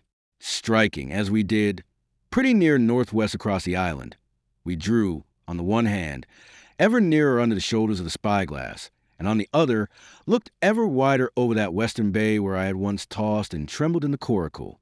The first of the tall trees was reached, and by the bearings proved the wrong one. So with the second. The third rose nearly 200 feet into the air above a clump of underwood, a giant of a vegetable, with a red column as big as a cottage, and a wide shadow around in which a company could have maneuvered. It was conspicuous far to see both on the east and west, and might have been entered as a sailing mark upon the chart. But it was not its size that now impressed my companions. It was the knowledge that 700,000 pounds in gold lay somewhere buried below its spreading shadow. The thought of the money, as they drew nearer, swallowed up their previous terrors. Their eyes burned in their heads. Their feet grew speedier and lighter. Their whole soul was bound up in that fortune, that whole lifetime of extravagance and pleasure that lay waiting there for each of them. Silver hobbled, grunting, on his crutch. His nostrils stood out and quivered. He cursed like a madman when the flies settled on his hot and shiny countenance. He plucked furiously at a line that held me to him, and from time to time turned his eyes upon me with a deadly look. Certainly he took no pains to hide his thoughts, and certainly I read them like print. In the immediate nearness of the gold, all else had been forgotten. His promise and the doctor's warning were both things of the past, and I could not doubt that he hoped to seize upon the treasure, find and board the Hispaniola under cover of night, cut every honest throat about that island, and sail away as he had at first intended, laden with crimes and riches. Shaken as I was with these alarms, it was hard for me to keep up with the rapid pace of the treasure hunters. Now and again I stumbled, and it was in that Silver plucked so roughly at the rope and launched at me his murderous glances. Dick, who had dropped behind us and now brought up the rear, was babbling to himself both prayers and curses as his fever kept rising. This also added to my wretchedness, and to crown all, I was haunted by the thought of the tragedy that had once been acted on that plateau, when that ungodly buccaneer with the blue face, he who died at Savannah, singing and shouting for drink, had there with his own hand cut down his 6 accomplices. This grove that was now so peaceful must then have rung with cries, I thought, and even with the thought I could believe I heard it ringing still. We were now at the margin of the thicket. "Huzzah, mates, all together!" shouted Mary, and the foremost broke into a run. And suddenly, not 10 yards further, we beheld him stop. A low cry arose. Silver doubled his pace, digging away with the foot of his crutch like one possessed. And next moment he and I had come also to a dead halt. Before us was a great excavation, not very recent, for the sides had fallen in and grass had sprouted on the bottom. In this was the shaft of a pick broken in two, and the boards of several packing cases strewn around. On one of these boards I saw, branded with a hot iron, the name Walrus, the name of Flint's ship. All was clear to probation. The cash had been found and rifled. The 700,000 pounds were gone. 33 the fall of a chieftain. Here never was such an overturn in this world. Each of these 6 men was as though he had been struck, but with Silver the blow passed almost instantly. Every thought of his soul had been set full stretch like a racer on that money. Well, he was brought up in a single second dead, and he kept his head, found his temper, and changed his plan before the others had had time to realize the disappointment. "Jim," he whispered, "take that and stand by for trouble." And he passed me a double-barreled pistol. At the same time, he began quietly moving northward, and in a few steps had put the hollow between us 2 and the other 5. Then he looked at me and nodded, as much as to say, "Here's a narrow corner," as, indeed, I thought it was. His looks were not quite friendly, and I was so revolted at these constant changes that I could not forbear whispering, "So you've changed sides again." There was no time left for him to answer in. The buccaneers, with oaths and cries, began to leap, one after another, into the pit and to dig with their fingers, throwing the boards aside as they did so. Morgan found a piece of gold. He held it up with a perfect spout of oaths. It was a 2-guinea piece, and it went from hand to hand among them for a quarter of a minute. 2 guineas, roared Mary, shaking it at Silver. "That's your 700,000 pounds, is it? You're the man for bargains, ain't you? You're him that never bungled nothing, you wooden-headed lubber." "Dig away, boys," said Silver with the coolest insolence. "You'll find some pig nuts, and I shouldn't wonder." "Pig nuts," repeated Mary in a scream. "Mates, do you hear that?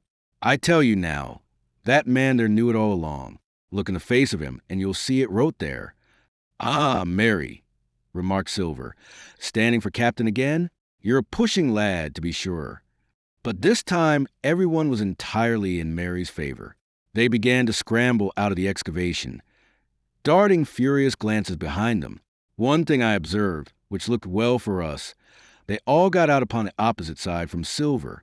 Well, there we stood, 2 on one side, 5 on the other, the pit between us, and nobody screwed up high enough to offer first blow. Silver never moved. He watched them, very upright on his crutch, and looked as cool as ever I saw him. He was brave and no mistake. At last Mary seemed to think a speech might help matters. "Mates," says he, "there's 2 of them alone there. One's the old cripple that brought us all here and blundered us down to this. The other's that cub that I mean to have the heart of. Now, mates." He was raising his arm and his voice, and plainly meant to lead a charge. But just then, crack, crack, crack. 3 musket shots flashed out of the thicket. Mary tumbled head foremost into the excavation.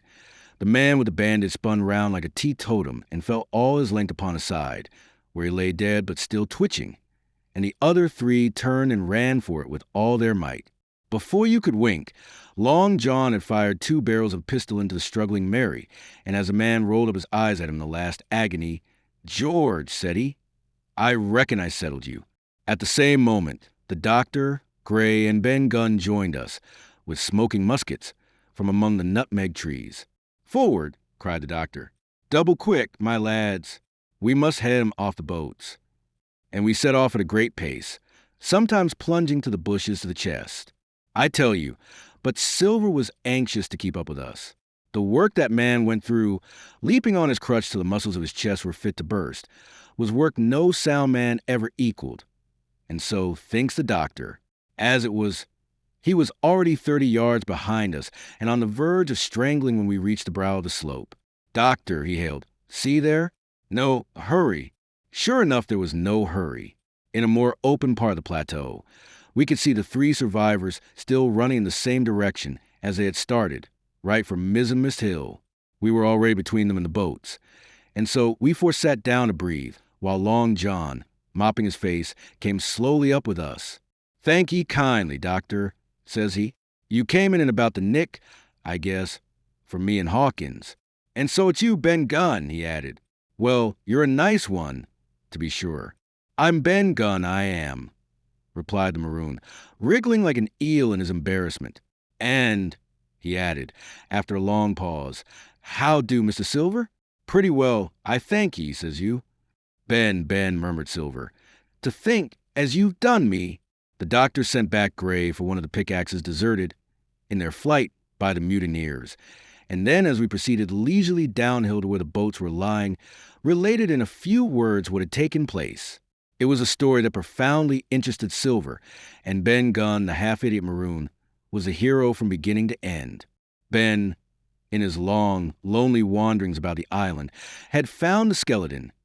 It was he that had rifled it. He had found the treasure. He had dug it up. It was a half of his pickaxe that lay broken in the excavation. He had carried it on his back in many weary journeys, from the foot of the tall pine to a cave he had on the 2-pointed hill at the northeast angle of the island. And there it had lain stored in safety since 2 months before the arrival of the Hispaniola. When the doctor had wormed the secret from him on the afternoon of the attack, and when next morning he saw the anchorage deserted, he had gone to Silver, given him the chart, which was now useless, given him the stores, for Ben Gunn's cave was well supplied with goat's meat salted by himself, given anything and everything to get a chance of moving in safety from the stockade to the 2-pointed hill. There'd be clear of malaria and keep a guard upon the money. "As for you, Jim," he said, "it went against my heart, but I did what I thought best for those who had stood by their duty. And if you were not one of these, whose fault was it?" That morning, finding that I was to be involved in the horrid disappointment he had prepared for the mutineers, he had run all the way to the cave, and leaving the squire to guard the captain, had taken Gray and the maroon and started, making the diagonal across the island to be at hand beside the pine. Soon, however, he saw that our party had the start of him, and Ben Gunn, being fleet of foot, had been dispatched in front to do his best alone. Then it had occurred to him to work upon the superstitions of his former shipmates, and he was so far successful that Gray and the doctor had come up and were already ambushed before the arrival of the treasure hunters. "Ah," said Silver, "it were fortunate for me that I had Hawkins here. You would let old John be cut to bits, and never give it a thought, doctor." "Not a thought," replied Dr. Livesey cheerily. And by this time we had reached the gigs. The doctor, with the pickaxe, demolished one of them, and then we all got aboard the other and set out to go round by sea for North Inlet. This was a run of 8 or 9 miles. Silver, though he was almost killed already with fatigue, was set to an oar like the rest of us, and we were soon skimming swiftly over a smooth sea. Soon we passed out of the straits and doubled the southeast corner of the island, round which, for days ago, we had towed the Hispaniola. As we passed the two-pointed hill, we could see the black mouth of Ben Gunn's cave, and a figure standing by it, leaning on a musket. It was the squire, and we waved a handkerchief and gave him 3 cheers, in which the voice of Silver joined as heartily as any. 3 miles farther, just inside the mouth of North Inlet, what should we meet but the Hispaniola? Cruising by herself? The last flood had lifted her, and had there been much wind or a strong tide current, as in the southern anchorage, we should never have found her more, or found her stranded beyond help. As it was, there was little amiss beyond the wreck of the mainsail. Another anchor was got ready and dropped a fathom and a half of water. We all pulled round again to Rum Cove, the nearest point for Ben Gunn's treasure house, and then Gray, single-handed, returned with the gig to the Hispaniola, where he was to pass the night on guard. A gentle slope ran up from the beach to the entrance of the cave. At the top, the squire met us. To me, he was cordial and kind, saying nothing of my escapade either in the way of blame or praise. At Silver's polite salute, he somewhat flushed. "John Silver," he said, "you're a prodigious villain, an impostor, a monstrous impostor, sir. I am told I am not to prosecute you. Well, then I will not. But the dead men, sir, hang about your neck like millstones." "Thank you kindly, sir," replied Long John, again saluting. "I dare you to thank me," cried the squire. "It is a gross dereliction of my duty. Stand back." And thereupon we all entered the cave. It was a large, airy place, with a little spring and a pool of clear water, overhung with ferns. The floor was sand. Before a big fire lay Captain Smollett. In a far corner, only duskily flickered over by the blaze, I beheld great heaps of coin and quadrilaterals built of bars of gold. That was Flint's treasure that we had come so far to seek, and that had cost already the lives of 17 men from the Hispaniola. How many it had cost in the amassing, what blood and sorrow, what good ships scuttled on the deep, what brave men walking the plank blindfold, what shot a cannon, what shame and lies and cruelty, perhaps no man alive could tell. Yet there were still 3 upon that island, Silver and old Morgan and Ben Gunn, who had each taken a share in these crimes, as each had hoped in vain to share in the reward. "Come in, Jim," said the captain. "You're a good boy in your line, Jim, but I don't think you and me'll go to sea again. You're too much of the born favorite for me. Is that you, John Silver? What brings you here, man?" "Come back to my duty, sir," returned Silver. "Ah," said the captain, and that was all he said. What a supper I had at that night, with all my friends around me, and what a meal it was, with Ben Gunn's salted goat and some delicacies and a bottle of old wine from the Hispaniola. Never, I am sure, were people gayer or happier. And there was Silver, sitting back almost out of firelight, but eating heartily, prompt to spring forward when anything was wanted, even joining quietly in our laughter, the same bland, polite, obsequious seaman of the voyage out, XXXIV and last. Next morning we fell early to work. For the transportation of this great mass of gold near a mile by land to the beach, and thence 3 miles by boat to the Hispaniola, was a considerable task for so small a number of workmen. The 3 fellows still abroad upon the island did not greatly trouble us. A single sentry on the shoulder of the hill was sufficient to ensure us against any sudden onslaught, and we thought, besides, they had had more than enough of fighting. Therefore the work was pushed on briskly. Gray and Ben Gunn came and went with the boat, while the rest during their absences piled treasure on the beach. 2 of the bars, slung in a rope's end, made a good load for a grown man, one that he was glad to walk slowly with. For my part, as I was not much use at carrying, I was kept busy all day in the cave packing the minted money into bread bags. It was a strange collection, like Billy Bones's hoard for the diversity of coinage, but so much larger and so much more varied that I think I never had more pleasure than in sorting them. English, French, Spanish, Portuguese, George and Louise's, doubloons and double guineas and moidors and sequins, the pictures of all the kings of Europe for the last 100 years, strange oriental pieces stamped with what looked like wisps of string or bits of spider's web, round pieces and square pieces, and pieces bored to the middle, as if to wear them round your neck. Nearly every variety of money in the world must, I think, have found a place in that collection, and for number, I am sure they were like autumn leaves, so that my back ached with stooping and my fingers with sorting them out. Day after day this work went on. By every evening a fortune had been stowed aboard, but there was another fortune waiting for the morrow, and all this time we heard nothing of the 3 surviving mutineers. At last, I think it was on the 3rd night, the doctor and I were strolling on the shoulder of the hill where it overlooks the lowlands of the isle, when, from out the thick darkness below, the wind brought us a noise between shrieking and singing. It was only a snatch that reached our ears, followed by the former silence. "Heaven forgive them," said the doctor. "'Tis the mutineers." "All drunk, sir," struck in the voice of Silver from behind us. Silver, I should say, was allowed his entire liberty, and in spite of daily rebuffs, seemed to regard himself once more as quite a privileged and friendly dependent. Indeed, it was remarkable how well he bore these slights, and with what unwearying politeness he kept on trying to ingratiate himself with all. Yet I think none treated him better than a dog, unless it was Ben Gunn, who was still terribly afraid of his old quartermaster, or myself, who had really something to thank him for. Although, for that matter, I suppose, I had reason to think even worse of him than anybody else, for I had seen him meditating a fresh treachery upon the plateau. Accordingly, it was pretty gruffly that the doctor answered him. "Drunk or raving," said he.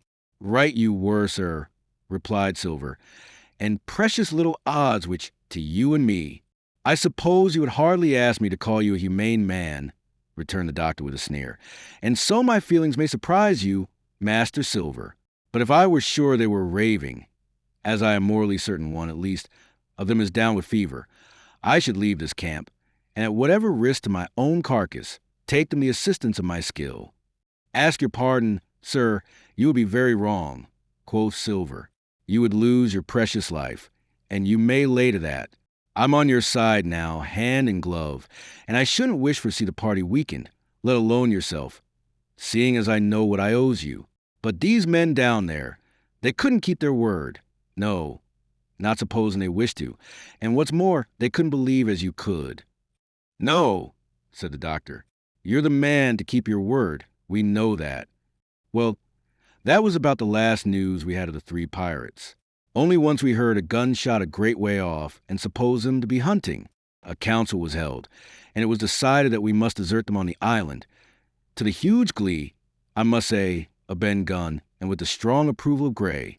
We left a good stock of powder and shot, the bulk of the salt goat, a few medicines, and some other necessaries, tools, clothing, a spare sail, a fathom or 2 of rope, and by the particular desire of the doctor, a handsome present of tobacco.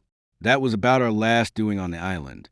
Before that, we had got the treasure stowed and had shipped enough water and the remainder of the goat meat in case of any distress.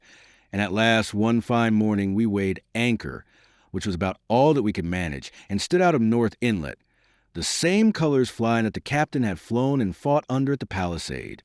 The 3 fellows must have been watching us closer than we thought for, as we soon had proved. For coming to the Narrows, we had to lie very near the southern point, and there we saw all 3 of them kneeling together on a spit of sand, with their arms raised in supplication.